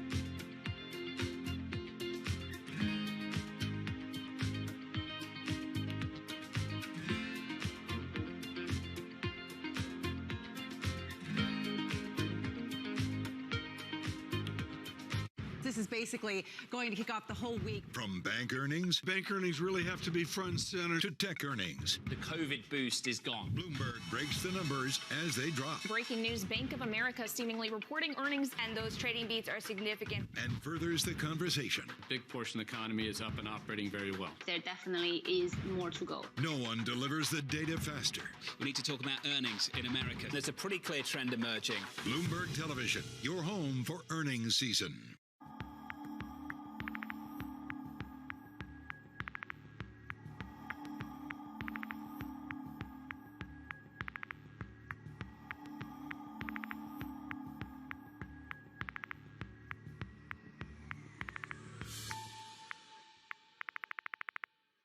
Start your mornings with Bloomberg Surveillance. Tom Keene, Jonathan Farrow, and Lisa Abramowitz. Extraordinary market day. This rally just keeps on going. But there is a tipping point. The business team you love to watch. Weekday mornings on Bloomberg Television.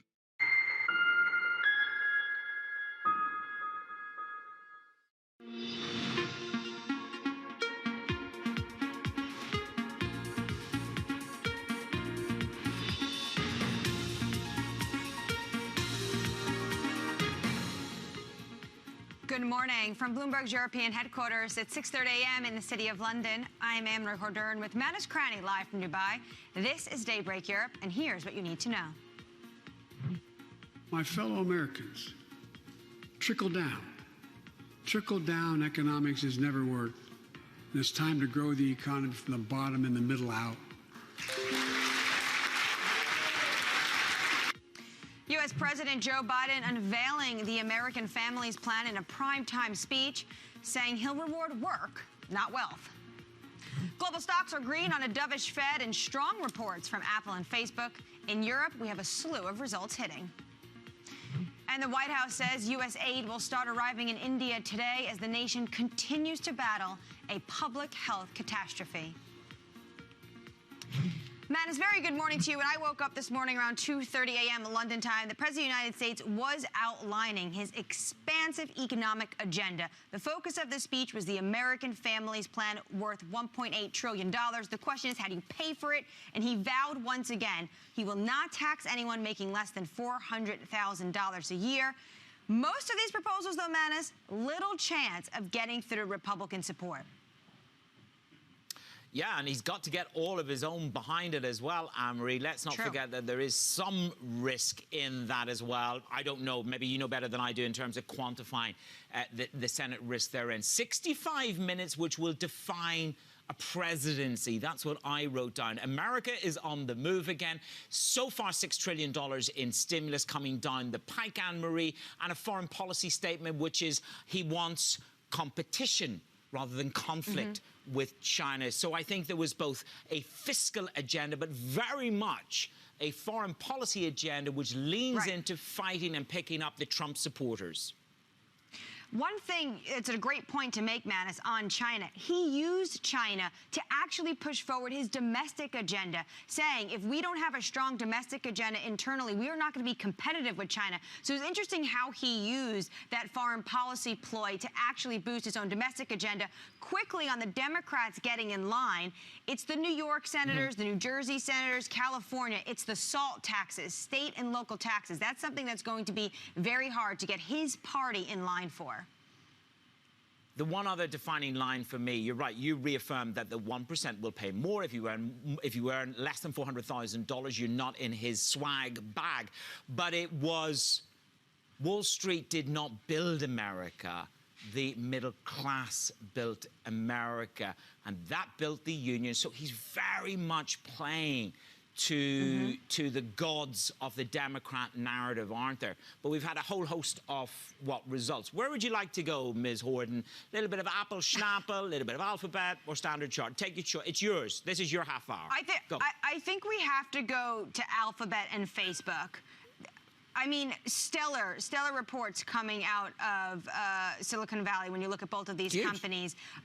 Yeah, and the question is whether or not this can persist. Are people going to be continuously buying iPads, Macs, iPhones when they start potentially getting a little bit life back to normal? Same with Facebook, user growth. People are going to be spending as much time at home on their computers looking at Facebook when, other activities open up, Manus. You know my favorite number, though, don't you? TikTok. I didn't quite get TikTok. I'm doing enough on LinkedIn. 6.5 billion daily views. 6.5 billion daily views. I don't have a TikTok. I'll leave that to you. Yeah, apparently we're being chased along. I'm not allowed to talk about TikTok, Apple, buybacks, 90 billion in buybacks. I have to do data. Let's do the data. Let's have a look, because it is all transcending into the data. Good tech results, pile-in, Standard Chartered, buybacks from Facebook, all adding to buybacks from Apple, I should say, excuse me, running before I can walk there. So you're just seeing Asian stocks are trading higher, Amory, despite the news flow coming through from Asia. SPOOs are up 0.5%. So you're seeing this Biden $1.8 trillion of more stimulus coming through, and the dollar continues a little bit lower. But let's revert to the top story. It is President Biden. Anne-Marie. Yeah, making his congressional debut, Manus, outlining trillions of dollars in spending to boost the U.S. economy. Funding will come from increased taxes on the rich, as well as tightening up the financial system. Take a listen. We're going to get rid of the loopholes, allow Americans to make more than $1 million a year and pay a lower tax rate on their capital gains than Americans who receive a paycheck. We're only going to affect 0.3% of all Americans by that action, 0.3%. And the IRS is going to crack down on millionaires and billionaires who cheat on their taxes. Meanwhile, the Fed upgraded its outlook for the U.S. economy, echoing Biden's positivity on the American recovery. Here at the latest, we're joined by Bloomberg's Michelle Jamrisco. Michelle, thanks so much for joining us. Big takeaways from the Biden speech for me, of course, was the $1.8 trillion on the American Families Plan. I did a lot of the math this morning. I was actually talking to Derek Wallbank. And when you look at what already has come out of the United States stimulus and potentially what's earmarked for the future, it's about $9 trillion. What is the reception from Congress on these proposals? Well, that's right, Anne-Marie. I mean, I think we're all kind of getting lost in the trillions here. And, of course, the magnitudes that are far higher than what I would deal with in my personal budget. But, yes, we heard a lot about the $1.8 trillion American Families Plan, of course, a follow-on to the $2 trillion plus American Jobs Plan. And this, I would just say at the start, is this speech of Biden's sounded like a State of the Union speech. Of course, he's not going to give one of those until next year, but this was his first ever address to joint session of Congress as president, one day before his 100-day mark. And he took the opportunity to hit on a lot of themes, not just this package, which we'll get to, but vaccination, law enforcement, immigration, gun violence, voting rights, trade policy. I mean, the list goes on. And I think what he was trying to do here is to add a little bit of poetry to some of the plans that we already heard, and really try to make the case for his comprehensive plan and his vision for the economy.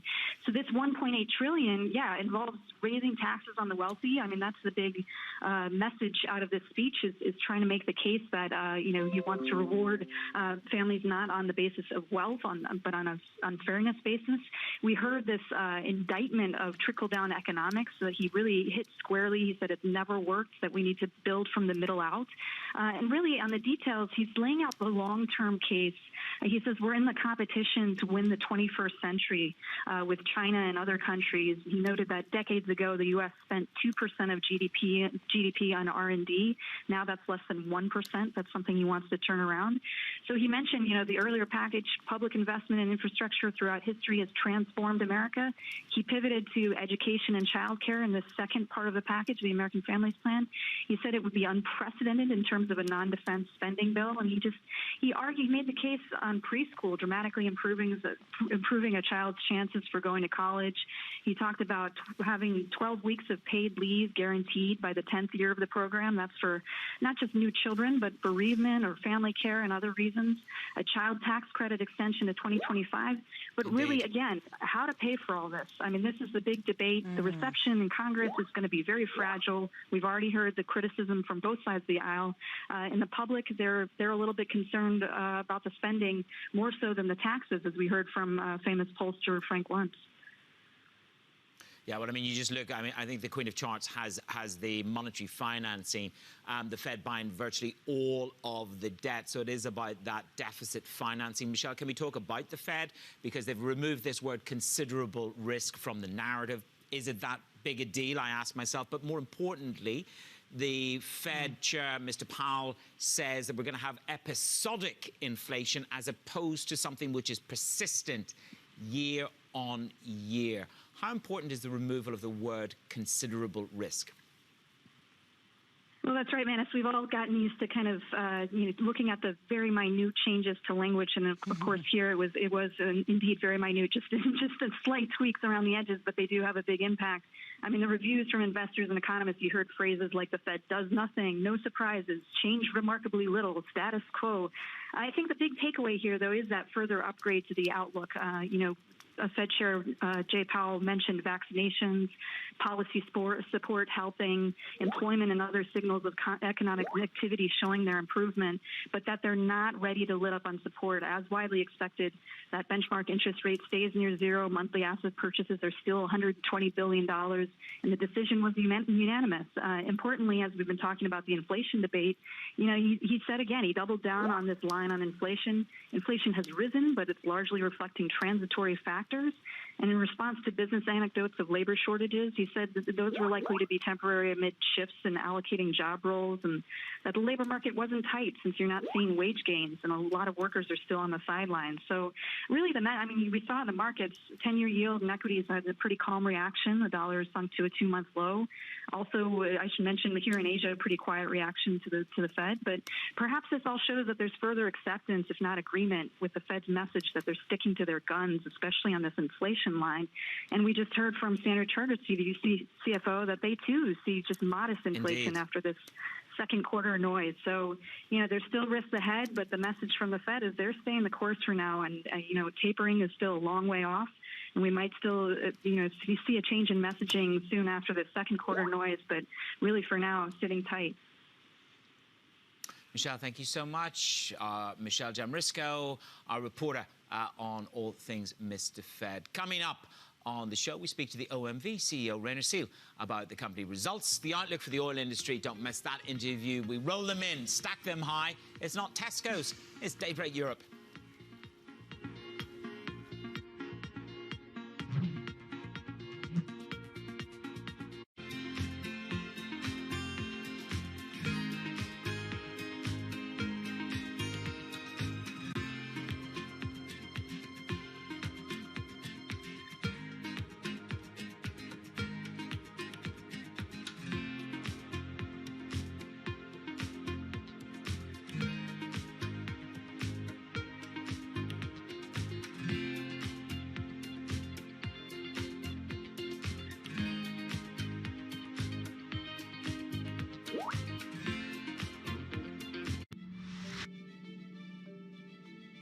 We're now in the early stages of a sustainability revolution. The battery problem may be the biggest unsolved problem in all of technology. Every time the United States has done great transformative things, there's been a partnership between government and the private sector. With a willing partner to ensure competitiveness and draw in investment in the United States, Canada's going to be able to be even more ambitious. The objective for Glasgow, first and foremost, is to keep that 1.5 degree temperature rise within reach. The train has left the station.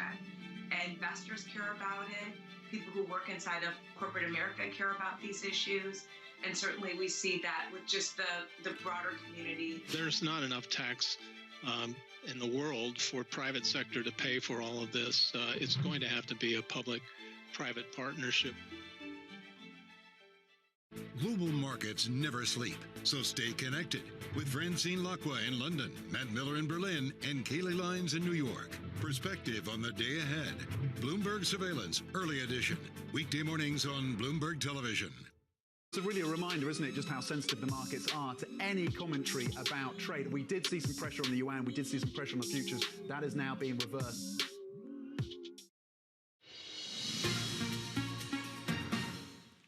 Good morning. This is Daybreak Europe. I'm Anne-Marie Hodern in London, Manus Cranny in Dubai. Now, India is receiving more than $100 million in support from the United States as it battles its second wave of coronavirus. The country is now the pandemic's epicenter and looks likely to continue seeing record number of cases. U.S. aid will begin arriving today and continue into next week. Here with the latest is Bloomberg's Ruth Pollard in New Delhi. Good morning, Ruth. First off, also, thank you for that fantastic piece. I saw you in a Delhi hospital. That was truly remarkable. Just give us a sense right now of the situation on the ground and how the aid is going to make a difference.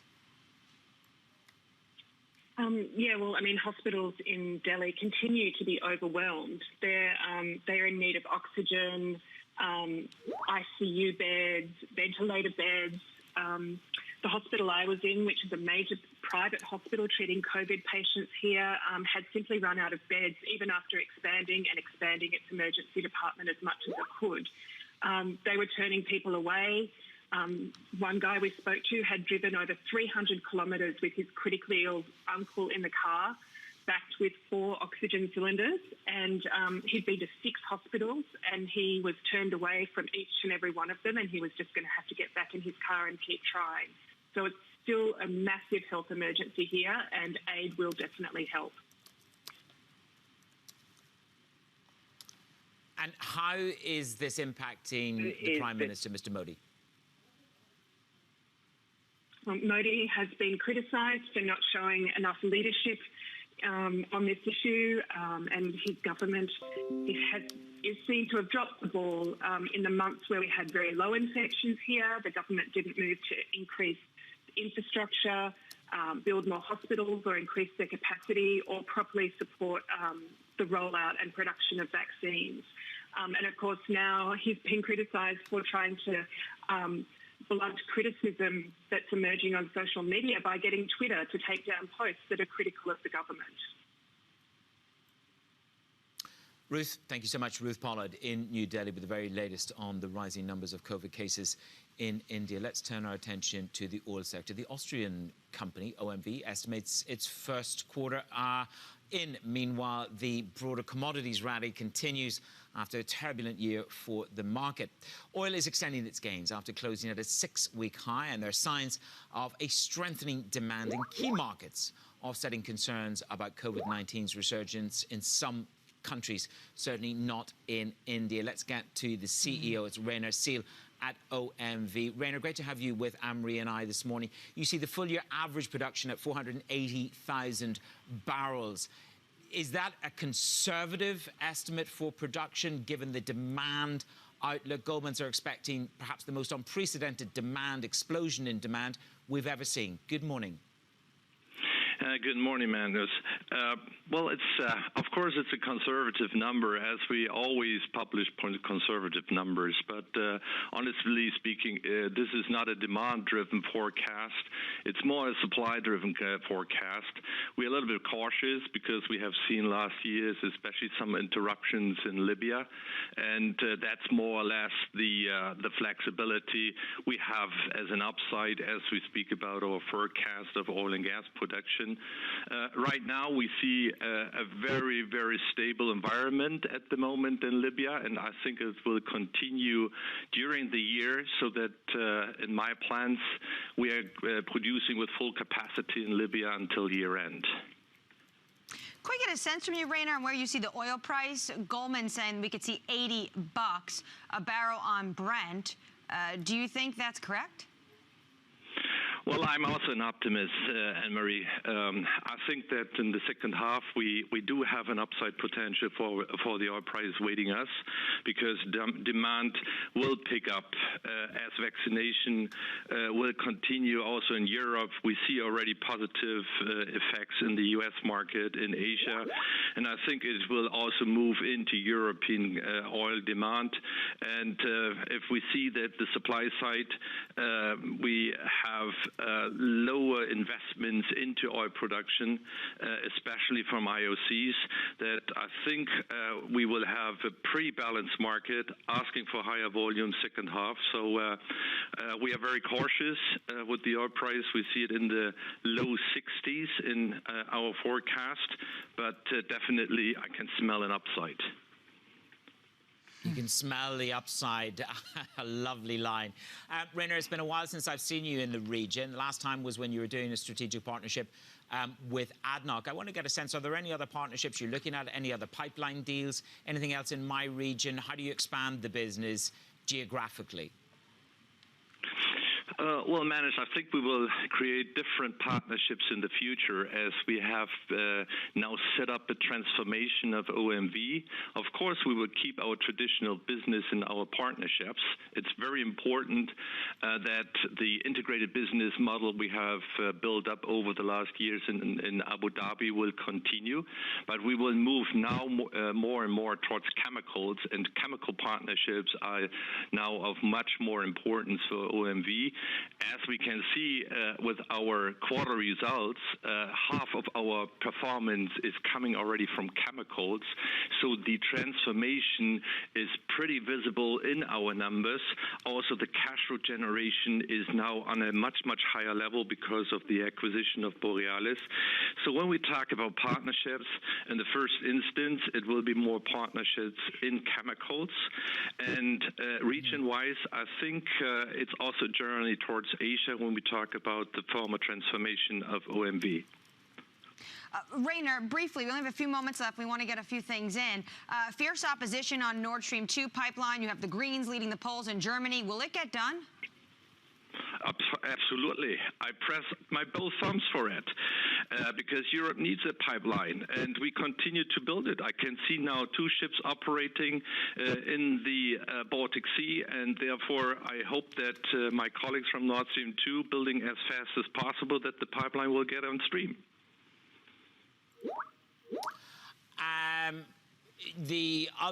You're not worried at all that the Biden administration can block this? Well, from my point of view, we are politicizing our investment projects in Europe too much. I am just arguing that the European gas markets do need the capacities. I can see that especially the European member states and the majority are supporting the project, and therefore I think it's in the interest of Europe to decide on our infrastructure projects and not anybody else outside of Europe. So we Europeans should say yes or no to any kind of investments we are doing in the energy sector. All right, Rainer Seal, OMV CEO, thank you so much for joining us this morning. Now, we have another interview coming up with another oil company. London Petroleum CEO joins us now. Thank you so much, sir, for joining us. Give us a sense. You just heard what we heard there from coming out of OMV in terms of demand in the oil market. Do you continue to see demand picking up this year?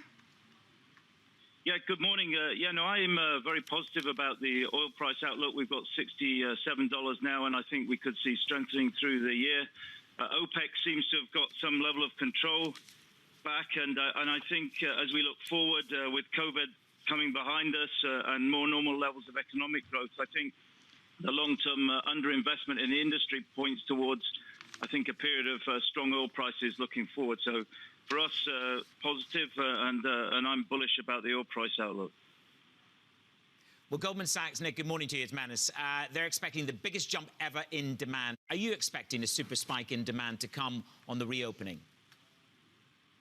I think we could see, as I mentioned, I think we could see a period of very strong pricing. I think, there's been underinvestment in the industry for a long period of time.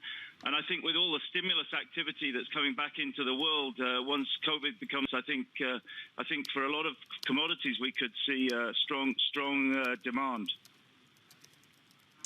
Last quarter, you announced an 80% dividend increase. That was a bit controversial in Norway. What's your further plans on the dividend, Nick?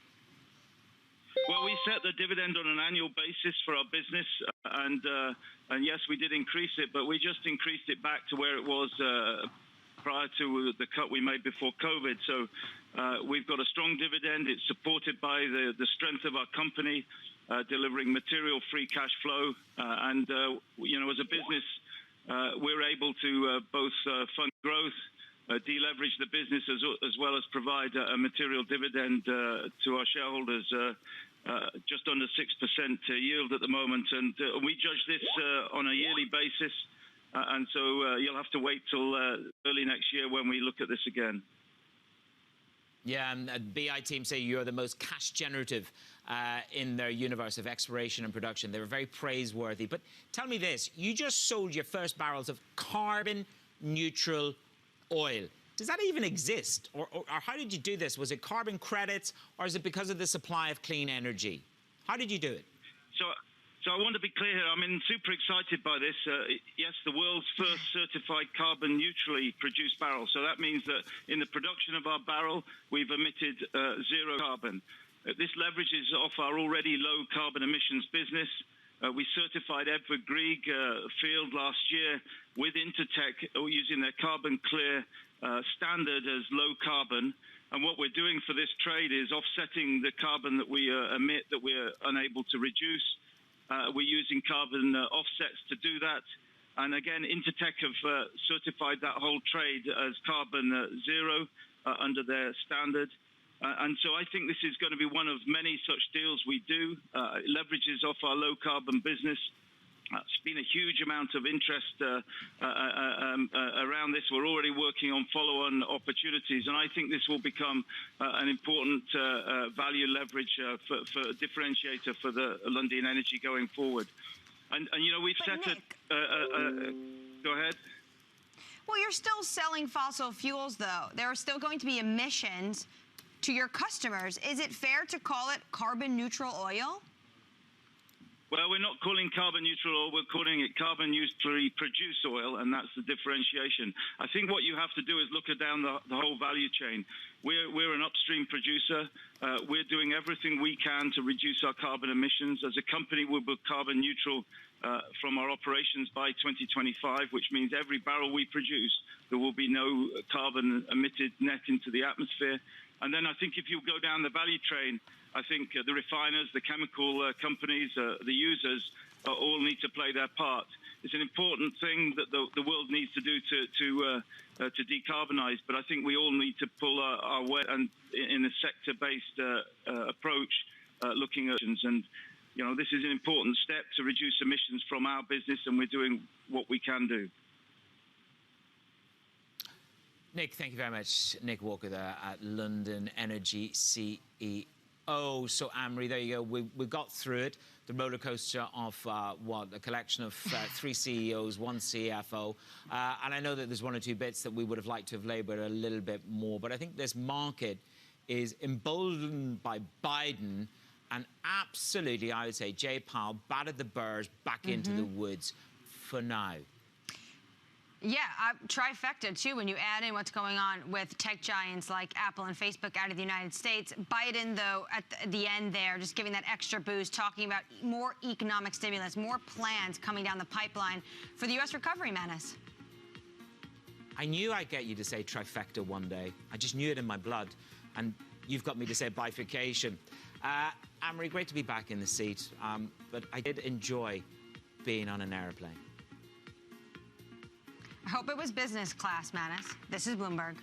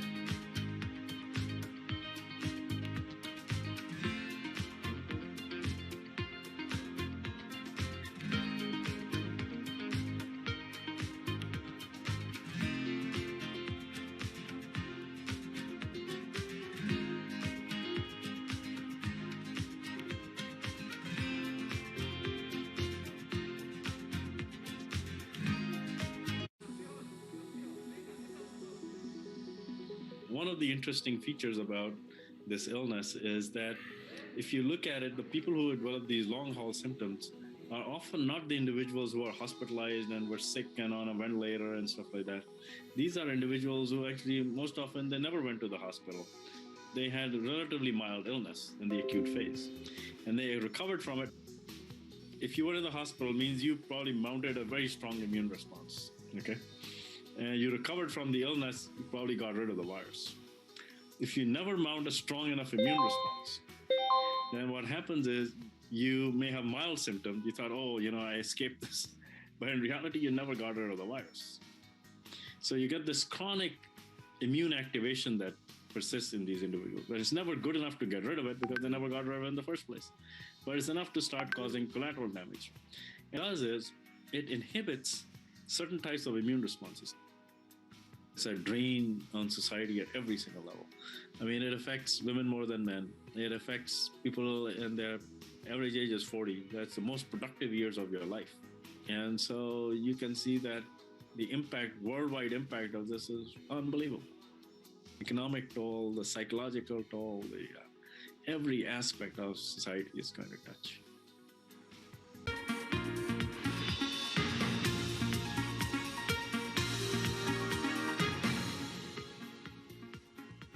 Good morning. Welcome to Bloomberg Markets, the European Open. I'm Anna Edwards, live in London. Mark Cudmore, our Markets Live managing editor, joins me in Singapore to take us through all of the market action this hour.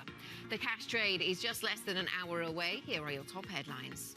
President Biden declares the U.S. has turned the corner on the pandemic. In his first speech to Congress, he also outlined a broad plan for federal spending and the economy. My fellow Americans, trickle down. Trickle-down economics has never worked. It's time to grow the economy from the bottom and the middle out.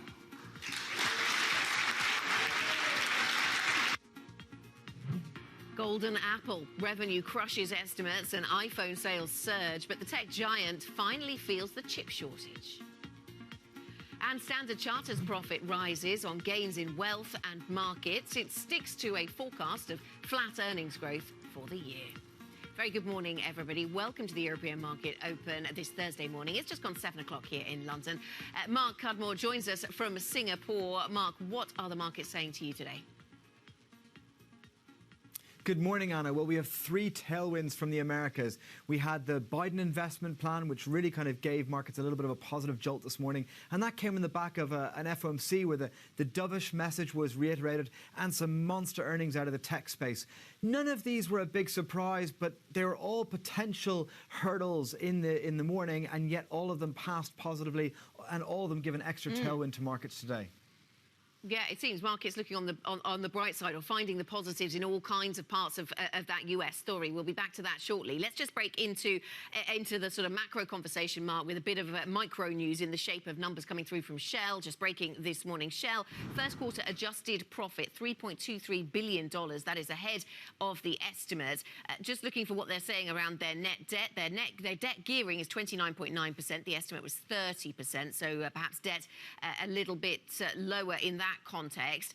We're looking for the net debt figure because it is the net debt figure that is going to be crucial in terms of share buybacks over at Shell. They are giving a dividend, though. Dividend per share, 17 cents versus 16.65. That is quarter on quarter. But the reason for the focus on the net debt level, $65 billion has been the target. That is the net debt target. They wanted to get that down to because that was going to unlock, that was going to be the threshold that would unlock share buybacks. We'd heard a similar sort of dynamic coming through from BP, and earlier this week we heard from BP about the resumption of their share buybacks. So that's going to be something that the market will focus on. They're giving us a breakdown of various parts of the business: oil and gas output, cash flow, integrated gas profit. I don't see the net debt number. We'll come back to that if we get it. Now, we're just under an hour away from the start of the cash equities trading session here in Europe. Let's have a look at where we are on the futures story. Yesterday we saw a mixed picture across the Atlantic. US stocks a little weaker, Europe a little stronger. Today, things look more unified, more uniform. We have, of course, heard from President Biden overnight, European time. US stocks to the upside, European stocks to the upside. That's the story coming through when you look at this futures picture. And it does seem as if markets taking what Biden had to say, what the Fed said, taking all that fairly positively. Mark, what do you see on the GMM then this morning? Well, we're absolutely seeing this positive picture painted across the GMM page. It's really a sea of green out there. Particularly emerging markets are doing well. Emerging market FX today, we'll talk about that a little bit later in the program, but emerging market equities have done well. And again, commodities are rising. And that's where the tail risk comes in. And if you notice, there's a sea of green there. Okay, the Nikkei equity futures are a little bit lower, but that's just the base from where the rally they'd seen before. But the one red box in that screen that you need to pay attention to is the fact that we are seeing US yields higher. So you can see the US 5-year there is on your screen in the bond section. And I think the background story here is that everything's positive. We know everything's positive. We've had everything positive for months. We've got more fresh catalyst. But valuations are stretched, so people are nervous. And that's why, even though we got three fresh tailwinds, we're only a little bit higher in futures because people are worried that we're going to start driving yields higher again. The inflation story is going to rear its head, and therefore that higher yields will then squeeze markets or scare markets. So that's why there's only one red box on that screen there, but you need to pay attention to it. Yeah, and thinking about that red box, thinking about where we are on the yield story, Japan is closed, of course, so we haven't had, the full complement of Treasury trading up until this hour, perhaps, Mark, when it comes through to the handover from Asia to Europe. There had been a lot of talk about whether we'd see the first positive month of return in 5 months coming from the Treasury markets, and there'd been a lot of remarks about how Treasury yields had stayed pretty well contained, despite the fact we'd had this strong data, we have this fiscal tailwind, we have a Fed that is saying they're going to be very patient. It's amazing how risk assets seem to have found so much to be positive about, I suppose, in the last session or so, and yet we haven't seen a substantial spike until maybe now in Treasury yields.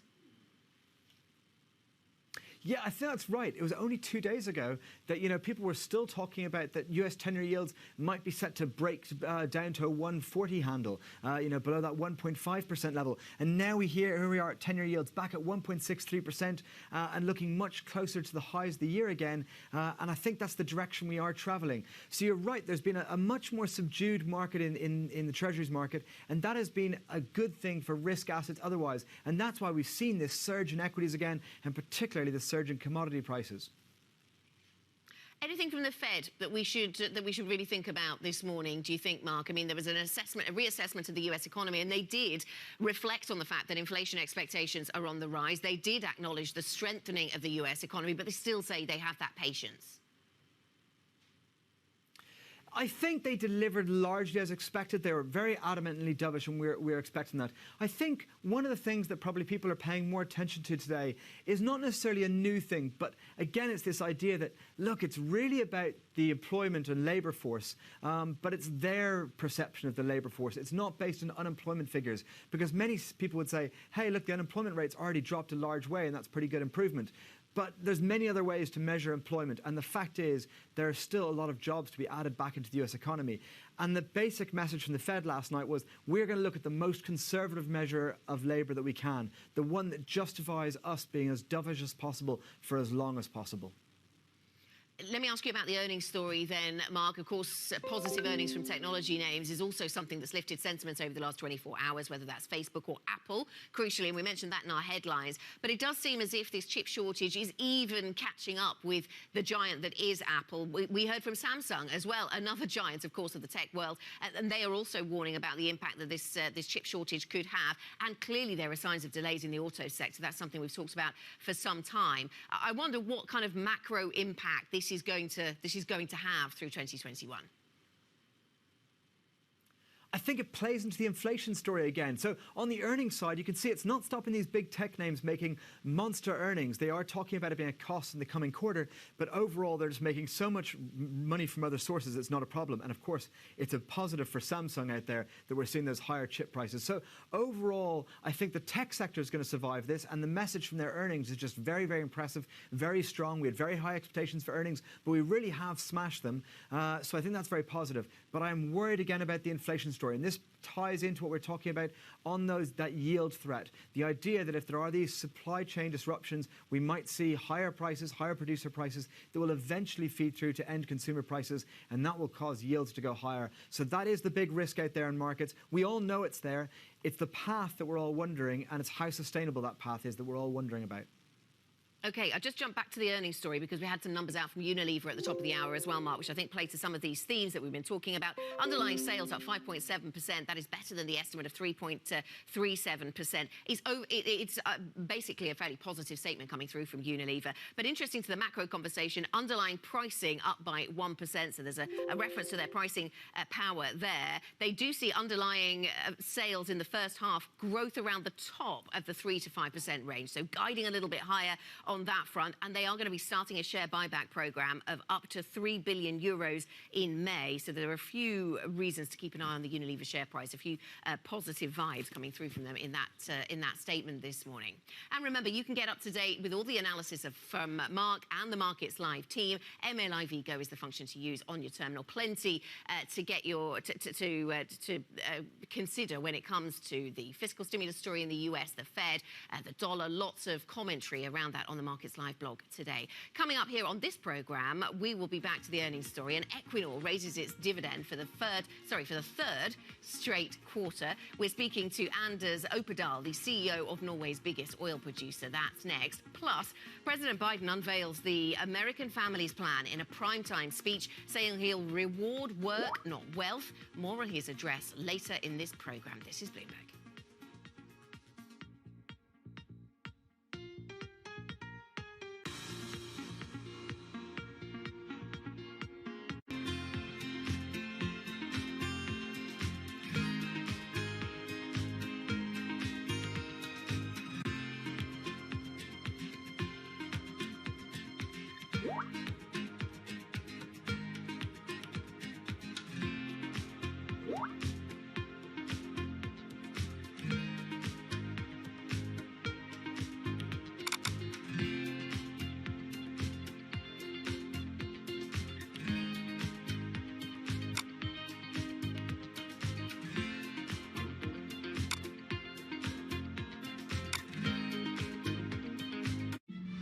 Model minority myth wasn't something that was fabricated by the Asian Americans. It was created as a tool to alienate the Black and the Asian American communities, and it was incredibly successful. We know that racism didn't begin yesterday.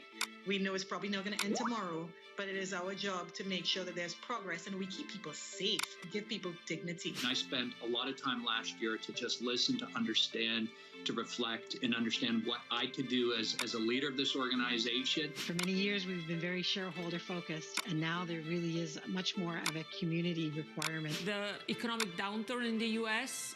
we're seeing unemployment and income losses affecting women more than men. 2/3 of the jobs lost in South Africa were women's jobs. So I think we're in a moment of crisis. Clearly, our societies are reproducing, not producing inequality. We need better public policy and we need companies to step up.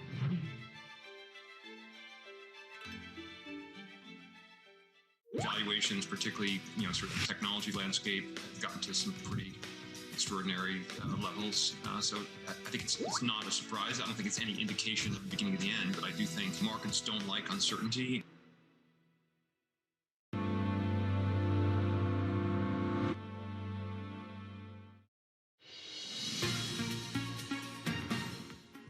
Welcome back to the European Market Open. We still have 50 or so minutes to go until the start of cash equities trading. This is what futures look like this hour, a little positive for Europe. Back to the earnings story, and Equinor has raised its dividend for the third straight quarter. That's as cash flow has improved with higher prices and tax relief in Norway. The hike in payouts comes as Norway's biggest oil producer saw first quarter adjusted net income of over $2.6 billion, beating the average estimate. We're joined now by the CEO of Equinor, Anders. Anders, very good to speak to you. Thanks for joining us here on the European Market Open. So you've increased your payout to shareholders for the third quarter in a row, the third straight quarter then. What is going through your mind in terms of how sustainable this is and the future of your dividend policy? What is guiding your dividend and return to shareholders policy at this point? Yeah, good morning.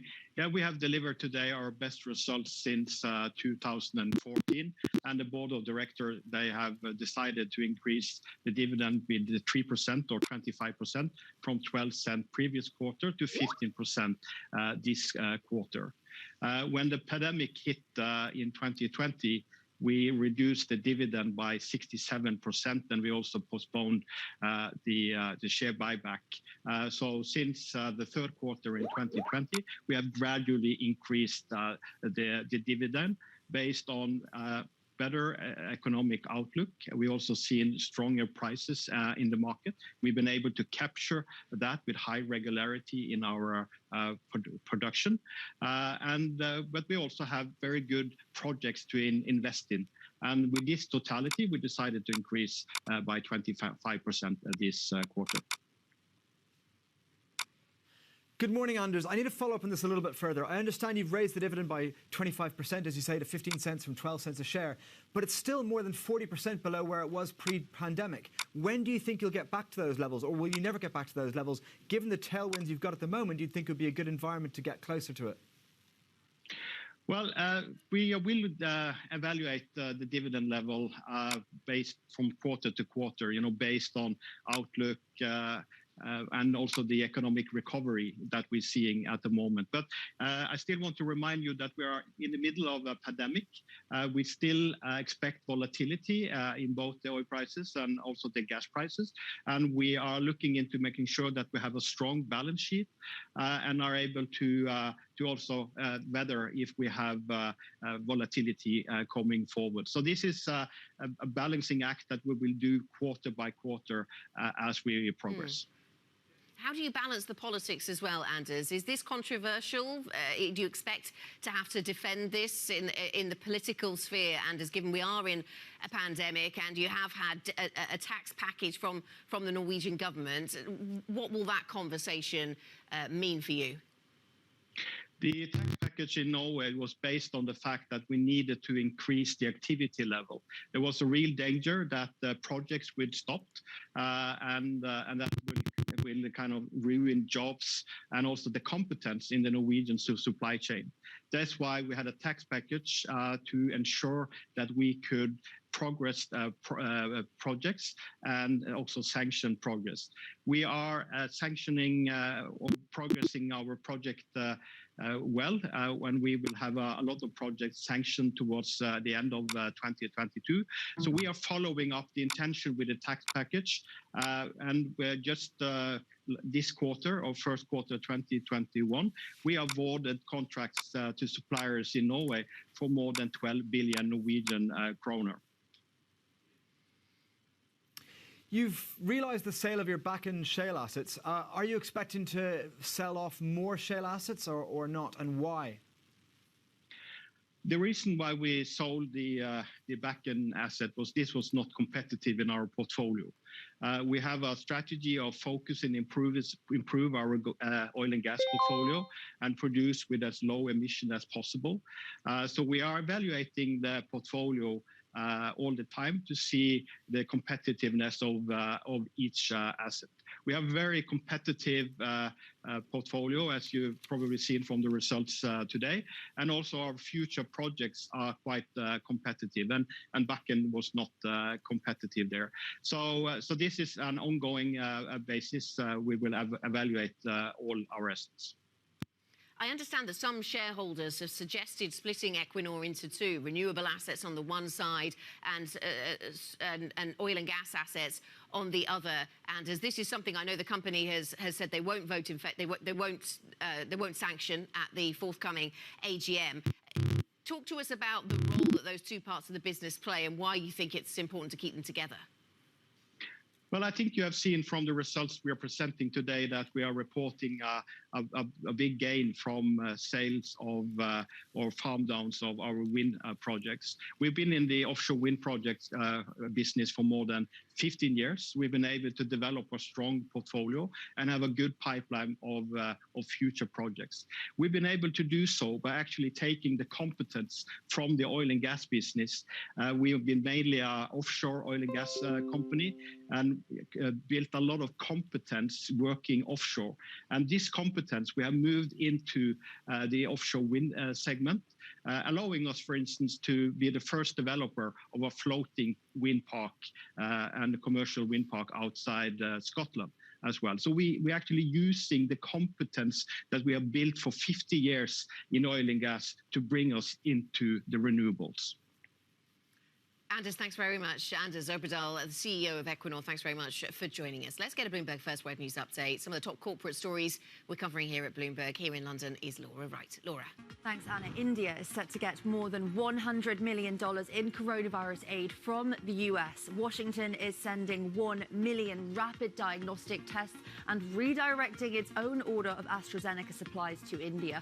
The White House says the first shipments will arrive today and continue into next week. A new immigration law in Hong Kong is raising concern it could be used to prevent dissidents from leaving the city. It contains a provision that allows officials to get information about any passengers boarding a flight. The Bar Association expressed concern earlier in the year, but the government dismissed the worries as complete nonsense. Michael Collins, one of the 3 astronauts on the historic Apollo 11 moon mission, has died aged 90. He became known as the forgotten astronaut despite his pivotal role in the mission. He piloted the command module circling the lunar surface as fellow astronauts Neil Armstrong and Buzz Aldrin became the first people to walk on the moon. Global news 24 hours a day on air and at Bloomberg Quick Take, powered by more than 2,700 journalists and analysts in more than 120 countries. This is Bloomberg. Mark, Anna. Laura, thank you very much. Laura Wright here in London. Coming up on the programme, President Biden unveils the American Families Plan in a primetime speech, saying he'll reward work, not wealth. More on his address later in the programme. This is Bloomberg.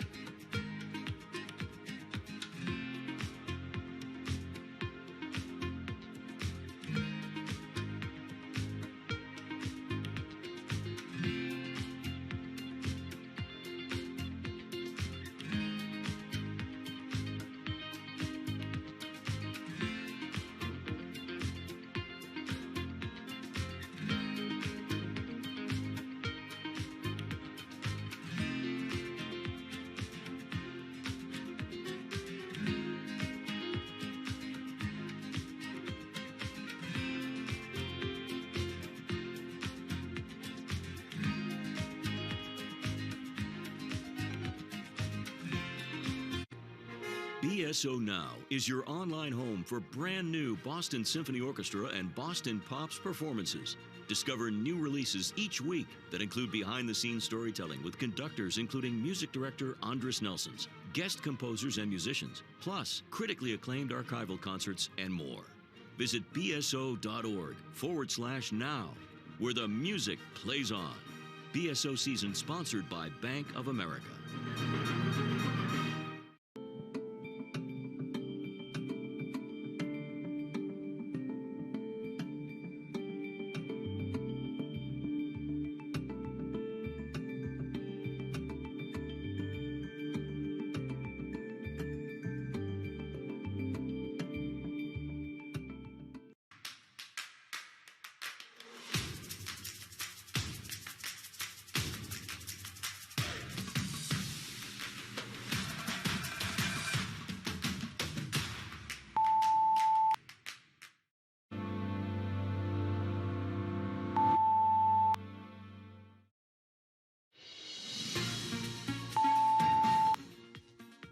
Tonight, I come to talk about crisis and opportunity.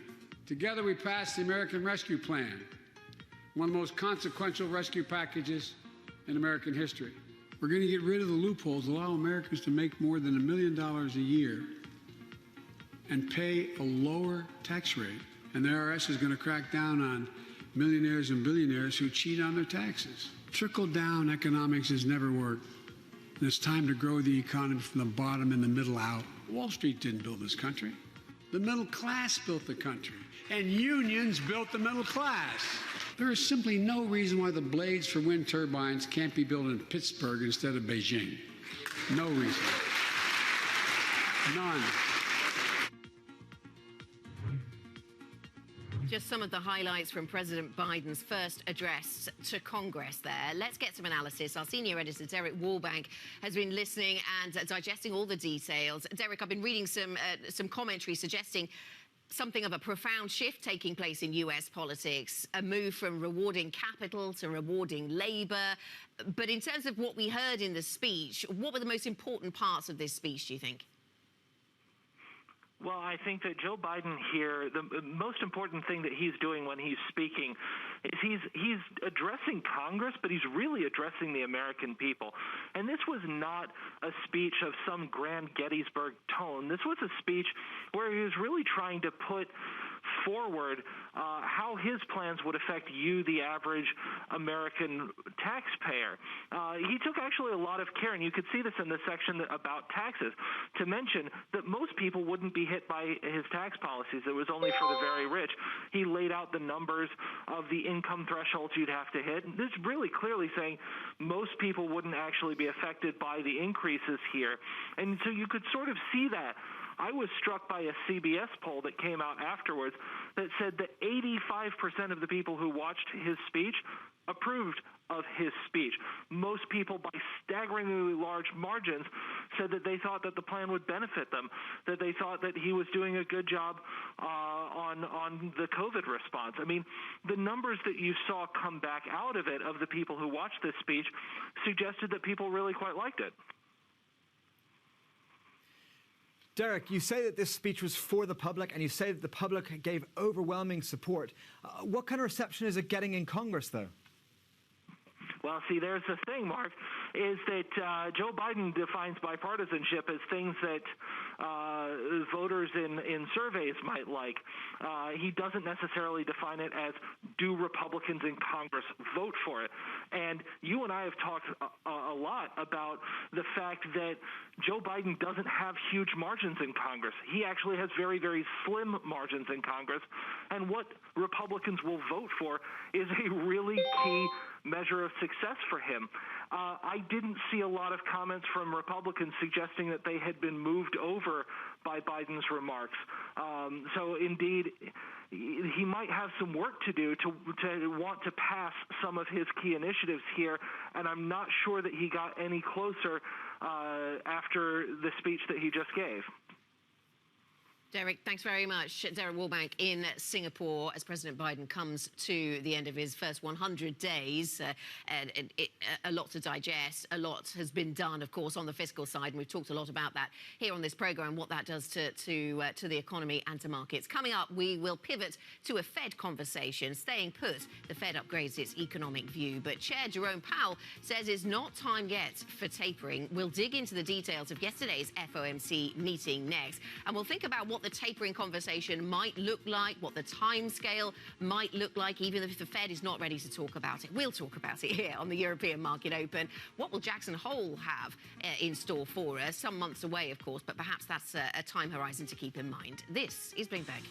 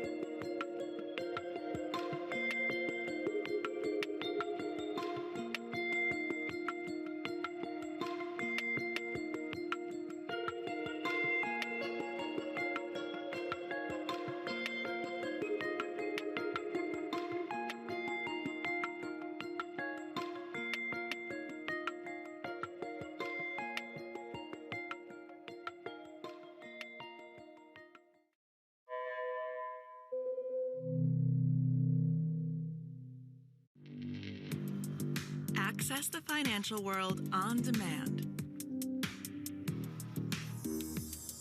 Hear from leading economists, policymakers, and industry experts via live and on-demand webinars, only from Bloomberg.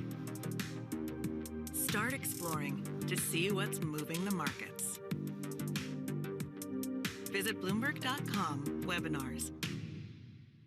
Mercedes-Benz is on a path towards CO2 neutral mobility. So we have flicked the switch there, and really we're going to step by step electrify everything. And what does that mean? Combustion engines get electrified. Trading revenues coming in better than expected. Everything cash, $1.4 trillion of cash. One of the most notable aspects of this report that was stellar.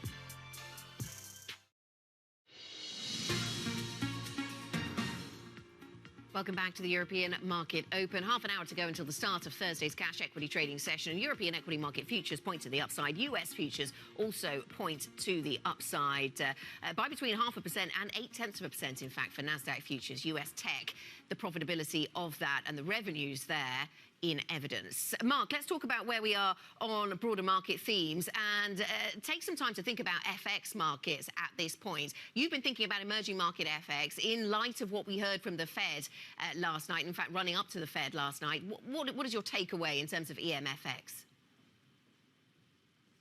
Yeah, emerging markets FX has just had a really stellar April. And here we are heading towards the record highs again. And this is kind of towards this level that's kind of capped the market repeatedly over the last decade, many times. But we've got a real tailwind at the moment. We've got this commodity price boom, which is supporting a lot of emerging markets. We've got a super dovish Fed, re-emphasized last night. We still have stimulus being pumped into the system, which Biden emphasized. So the tailwinds are very, very good.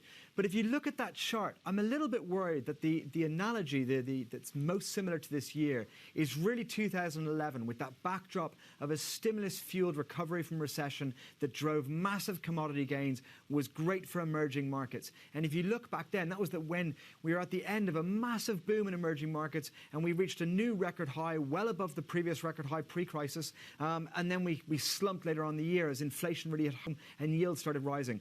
I am slightly worried that we're set for a repeat of that. So I think we'll make fresh highs again, fresh records in the next couple of months. But I'm worried that by the end of this year, inflation and yields will scare emerging markets, and we might see a very, very sharp correction. Yeah, perhaps we spend too much time thinking about inflation in a developed market context and not enough in emerging markets, given the headlines we see about metals prices and agricultural products. And that's obviously more crucial in an emerging market context than it is elsewhere. I think that's an absolutely vital point. So they've priced in some of the kind of commodity effects we've seen so far, and the base effects, the headline numbers. We are expecting some big numbers, but we continue to see agricultural prices go higher and higher, and the outlook for the summer is still very bullish given the weather patterns we've seen. Goldman came out, of course, this week and said they're very bullish in the whole commodity sector, and that means we're still going to have this big inflation threat in that emerging market sector. So I think that this theme might be running away from them again, even if it's not, as you say, in the developed market world, even if it's not for the Fed. There's a risk that the inflation might run away for some of these emerging markets. Yeah, and we've seen the central banking story on a different page ahead of developed markets, perhaps a little when it comes to EM. Mark, let's pivot our conversation to thinking about what the Fed is doing here. The Fed has upgraded, we know, its assessment of the US economy while keeping policy and asset purchases steady. While signalling risks have diminished, Chair Jerome Powell said it's not time yet to talk about tapering. He also countered criticism that the Fed is running risks with inflation. For many years, we've been focused on inflation deviating below 2%, and we used our tools aggressively to keep it back up at 2%. If we see inflation moving materially above 2% in a persistent way that risks inflation expectations drifting up, then we will use our tools to guide inflation and expectations back down to 2%. No one should doubt that we will do that. This is not what we expect. The Fed there, Jerome Powell of the Fed, speaking about inflation. Chris Turner, head of FX strategy at ING, joining us this morning. And Chris, really interesting there, the reaction function that soundbite implies, I guess. We've known that they're going to be data-driven. They want to see evidence of inflation, and they want inflation to overshoot. They're comfortable with an overshoot of inflation. But he was referencing their inflation expectations, and that is different, isn't it, to the inflation prints that we actually get. What is the role of inflation expectations going to be in the Fed's reaction function? Yeah, no, it's a very good point, and he was sort of quite kind of clear about that. But I think as we kind of roll into the summer, I think he sort of made it sort of very clear in terms of, the substantial kind of progress that will be required before they start pulling away this sort of monetary accommodation. I think it's very clear as well. They want to really see the inflation being delivered, but also I think the market really kind of underestimates the focus on employment and inclusive employment. And I think the market really hasn't given that enough attention really over the last kind of 6 to 9 months or so. So, overall, I think a very dovish kind of press conference from the Fed last night. You talk about inflation expectation. Interesting to see what's going on in the bond market at the moment, where inflation expectations through the index treasuries are continuing to rise, while nominal rates are sort of round flat. So real US interest rates in the 10-year sector are continuing to fall, and that's creating a negative environment for the dollar. Good morning, Chris. You say it's a negative environment for the dollar. The Bloomberg Dollar Index is just over 1% from its multi-year lows. When do you think it'll break those new lows and make kind of new multi-year lows? I think that could be pretty soon, really. I think we've probably got a window before the June FOMC. At some point, I think most people would think the US rates are going to rise later this year. Is there a sort of brief window of a disorderly rise? Maybe there could be a period before the June FOMC, but that may not be much closer to June the 15th. So potentially you could say in May we could go to a new low in that index. I mean, I think it's important. You're referencing, Mark, about sort of 2011, that kind of period. You could also make the case perhaps that we're moving back into a period more like sort of 2005 to 2007, where you had broader synchronized growth coming on. Remember sort of Europe in that time in 2011, 2012, we were unraveling the imbalances within Europe at the time. But the fact that perhaps we could get more coordinated growth around the world, I think that could be a story through May before the Fed starts to apply the brakes. And I think that should be a pretty benign environment for the dollar. And yeah, we could see new lows in the Bloomberg DXY then. It's an interesting comparison. I certainly feel like the price action's exactly like that. Kind of every asset rising, dollar is weakening in this kind of pro-growth world. But is there one level you talk about, you know, the front end's anchored by the Fed and that's why it's negative for the dollar because real yields will stay negative. But is there any kind of concern you have that the dollar might gain support from a steepening of the yield curve, even if real yields stay negative? So if we see the 10-year yield get up to 1.92% this month, are you worried at all for the dollar trend, or you think it's okay? Yeah, I think it's a question of kind of how we get there. Obviously, there was a period this year, right, between obviously January and sort of late February, early March, where real yields did increase. We saw that sort of sharp correction. The long end of the bond market, maybe it was like Japanese selling that aggressively drove US yields higher. So I think it's like the question of whether we can see a sort of orderly advance in those. And I think the dollar, because of attractive alternatives elsewhere in the world, can keep the dollar quite soft and keep other currencies quite big. But if there was, you know, one moment where we've seen it, for example, as a poor treasury auction or a kind of real shock in inflation that prompts us a dramatic reassessment, there will be that brief window, I think, where the dollar could rally. But I think the overall trend, though, with kind of ample liquidity and recovery stories coming through, the commodity stories, as you kind of rightly point out, being a very solid one for the rest of probably 2021 really, will mean that any dollar rallies, if we do witness them, maybe short, sharp, but they, I think, will be temporary. Okay, so dollar rallies will be temporary, Chris. What does tie that into the taper conversation from the Fed then, and what the timescales are like? Because as we were saying before the break, you know, the Fed is not talking about tapering, doesn't want to talk about tapering, but the market is thinking about when the Fed will taper. Of course, is Jackson Hole, is that looming large as an event to watch in terms of the time horizons? Yeah, probably you say the June FOMC first. We get a new set of inflation projections and economic projections, dot plots, etc. So we'd probably say that's the window where perhaps they could start floating a tapering in December. Jackson Hole as well. Presumably Jackson Hole, they'll be looking at as maybe evaluating or starting to evaluate the change in inflation's monetary policy strategy that they introduced last September as well. So definitely interesting second half of the year.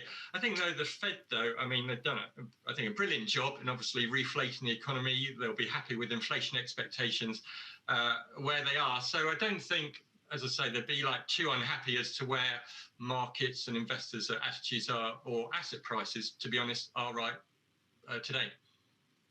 Okay, thanks very much, Chris. Thanks for joining us. Chris Turner of ING. Thanks for coming onto the programme. Let me just get to some breaking news. We've had a red headline across the Bloomberg just crossing in the last few moments. We've had earnings through from Euronext, the bourse operator, of course. First quarter adjusted EPS 1.53. That's above where they were last year. But let me tell you about the rights issue, a 1.8 billion euro rights offer to finance the Borsa Italiana purchase. They're going to announce a combined strategic plan in the fourth quarter. That's with the integration of that particular business. No change in the dividend policy anticipated. Interesting to see, though, that S&P has downgraded Euronext to BBB, outlook stable. That also crossing this morning. Let's get a Bloomberg Business Flash. Here's Laura Wright. Thanks, Anna. Apple's had a blockbuster quarter with soaring revenue and stronger than expected demand for iPhones. But there was one major snag. The global chip shortage is finally catching up to the tech giant. Executives are warning that supply issues are hitting sales of iPads and Macs, two products that performed well during the pandemic. Qualcomm is giving a bullish outlook for the current quarter, buoyed by demand for 5G phones. The world's largest smartphone chipmaker is seeing a boost in countries like China as part of the world's return to normality. The firm is also seeing demand from outside the mobile phone market for connected devices and home electronics. China is reportedly planning to slap a fine on Tencent as part of its antitrust crackdown. Reuters is reporting the tech giant could face a penalty of at least $1.6 billion. The company reportedly faces the fine for not properly reporting past acquisitions and investments, as well as some anti-competitive practices. That's the Bloomberg Business Flash. Mark, Anna. Laura, thank you. Laura Wright here in London. Still to come here on the European Market Open, Standard Chartered's profit rises on gains in markets and also in wealth. We spoke earlier with the lender's CFO, Andy Halford. We'll bring you some of the highlights of that conversation next. This is Bloomberg.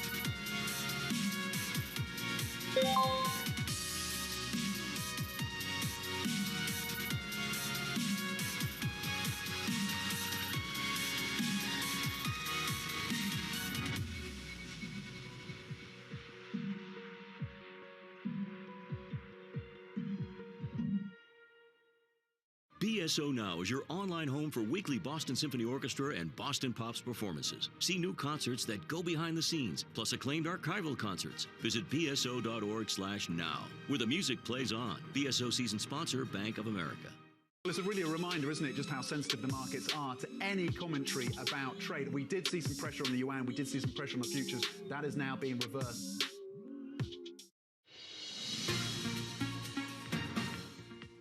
Welcome back to the European Market Open, 7:43 here in London. So 17 minutes until the start of equity trading here in Europe. And we do see that European equity markets expecting to pick up where Asia left off with some positivity. Futures point to the upside. Now, Standard Chartered delivered an 18% profit gain in the first quarter. Manus Crowley and Anne-Marie Hordern spoke to the bank's CFO, Andy Halford. I think we've had a good start to the year. We, as you say, had a significant increase in profitability, up 18%. The 1.4 billion is one of the biggest quarters profit-wise we've had for several years. A lot of that did come off the back, as you say, of significantly reduced credit impairment charges. So a charge of $20 million for the quarter, which compares with just over $2 billion for the whole of last year. So a very, very significant improvement in the credit portfolio performance. The income line was a fraction down, about 3%, but that was very much driven by the interest rate reductions that happened just after the first quarter last year. So that will start to normalise as we move forwards. But yeah, we're very happy with the start of the year. Andy, you're happy you say it's significant. So do we have any visibility now on share buybacks and dividends? So we will talk more about those when we come to the half year. We're obviously only one quarter of the way into the year so far. But as you've seen from the last couple of years, we have done a mixture of both buybacks and dividends. And to the extent that we have got surplus in the business, we will be very prepared to return that to shareholders. But we'll provide an update on that when we do the half-year results in a couple of months' time. HSBC are pivoting very squarely to Asia, and yet we hear from Bill at a conference, Bill Winters, saying actually the US and European. Why? Can I take it from you and Bill that you are looking at pivots to Europe and the US rather than to the East? Well, at the core of our business, we are a very Asian bank. The vast majority of our income, the vast majority of our profitability comes from Asia, and that, long may that last. What Bill, I think, was referring to was the fact that we are probably a little underrepresented in Europe and the US, and that actually we'd like over a period of time to just boost that presence in those parts of the world. That was the Standard Chartered CFO, Andy Halford. Let's get the stocks we're watching this morning. 14 minutes ahead of the European market open. Danny Berger joins us with a rundown. Danny. And it's tough because, look, this is one of the busiest weeks when it comes to earnings, and it is a rare company you will find that does not deliver a beat this quarter. But look, there's some that are more interesting just than the surface level beat. I think NatWest is one of them just because of the picture we're getting of the UK economy. They indeed beat. They released more loan loss reserves than had been expected. Analysts expected them to actually set even more cash aside.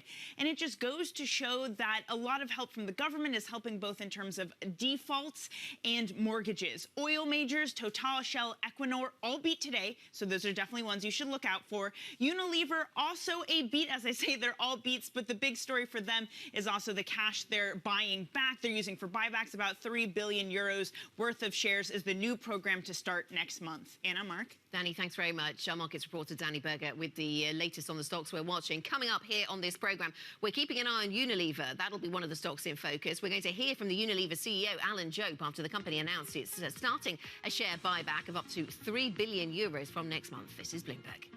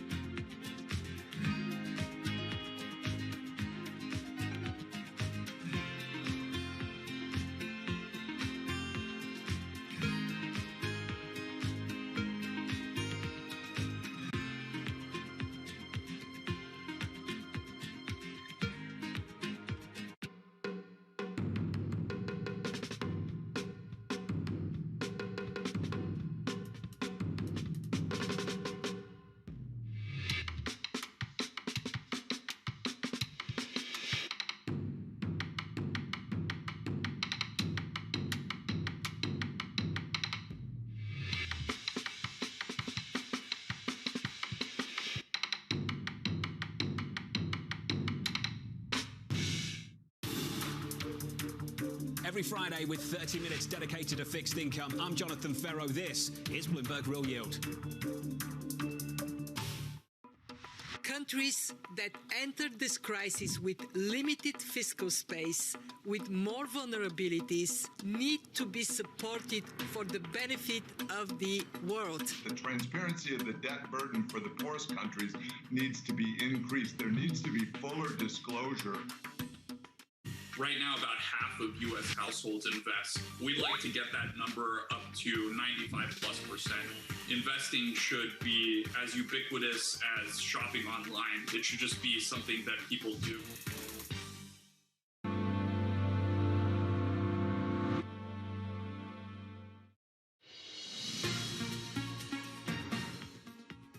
Welcome back to the European market open. So Unilever is resuming share buybacks of up to 3 billion euros next month. That's after sales beat estimates. With demand for its high-end skincare products strengthening, the CEO, Alan Jope, spoke to Anne-Marie Hordern. We've had strong underlying sales growth of 5.7%. That means we're growing faster than our markets, and it's thanks to our focus on running our business with operational excellence, some good innovation, our purpose-led brands doing well, And it's been particularly led by our performance in some key markets that we've called out: India, China, the United States, and the growth of some of our newer businesses that we're building, like prestige beauty and functional nutrition. And today we announced a €3 billion share buyback that reflects our strong cash delivery. We're in good shape for the challenges ahead, which is important because, to get to your question, COVID is still with us, and the situation is very asymmetric and remains quite volatile. So China, for example, is fully back to business as usual. Even our restaurant supply business is back to pre-pandemic levels. The US is opening up quickly, but large parts of Europe remain quite locked down, and that's all reflected in consumer behavior. I think two interesting underlying things that we're seeing is a continued focus on health and well-being, and our supplements business is doing well, and also that the luxury beauty business is coming back, and we welcome that. Do you still see consumers stockpiling things like soap? No, that's long finished. People are now much more back to consumption-driven purchasing, although we do see a shift in the channels that people are shopping and continued strength in e-commerce. Our e-commerce business grew by 66% in the first quarter of the year, and so we don't think that's going to reverse. Once you've started buying your groceries online, it's likely to stay that way. You mentioned strong sales in India, but right now, India, I'm sure you've seen these harrowing pictures coming out of the nation. How has this pandemic that they're dealing with right now, the second wave, impacting your business there? Well, the situation in India is quite disastrous, and there is enormous human suffering going on. Now, I want to anchor on that point that this is first and foremost a human tragedy. From a business perspective, we've learned a lot in the last year, and our business is turning out to be quite durable, even in this chaos. Some of the things that we've done is we've shifted to online ordering for a lot of our even our smallest customers. We've got 500,000 customers in India ordering online. We've staged inventory closer to the market, which helps a lot. And we've actually increased production capacity so that when there's short-term moves up in demand, we can respond to it. So we're managing it through it. But I think I want to underscore that actually our first priority is to look after our team there, every one of whom has got a relative or friend that is looking for some level of care. Alan Jope there, the CEO of Unilever, speaking to Anne-Marie Jourdain, reflecting on the tragedy unfolding in India when it comes to coronavirus. Let's get back to the market conversation. Just a few minutes to go until the start of the European equity trading session. And Mark, we see expectations for a little bit of firmness at the start of the European session, and particularly the US session. It's really interesting that risk assets found a lot to like in President Trump's tax cuts, and now risk assets seem to find a lot to like in President Biden's fiscal stimulus, even though the politics behind them very different.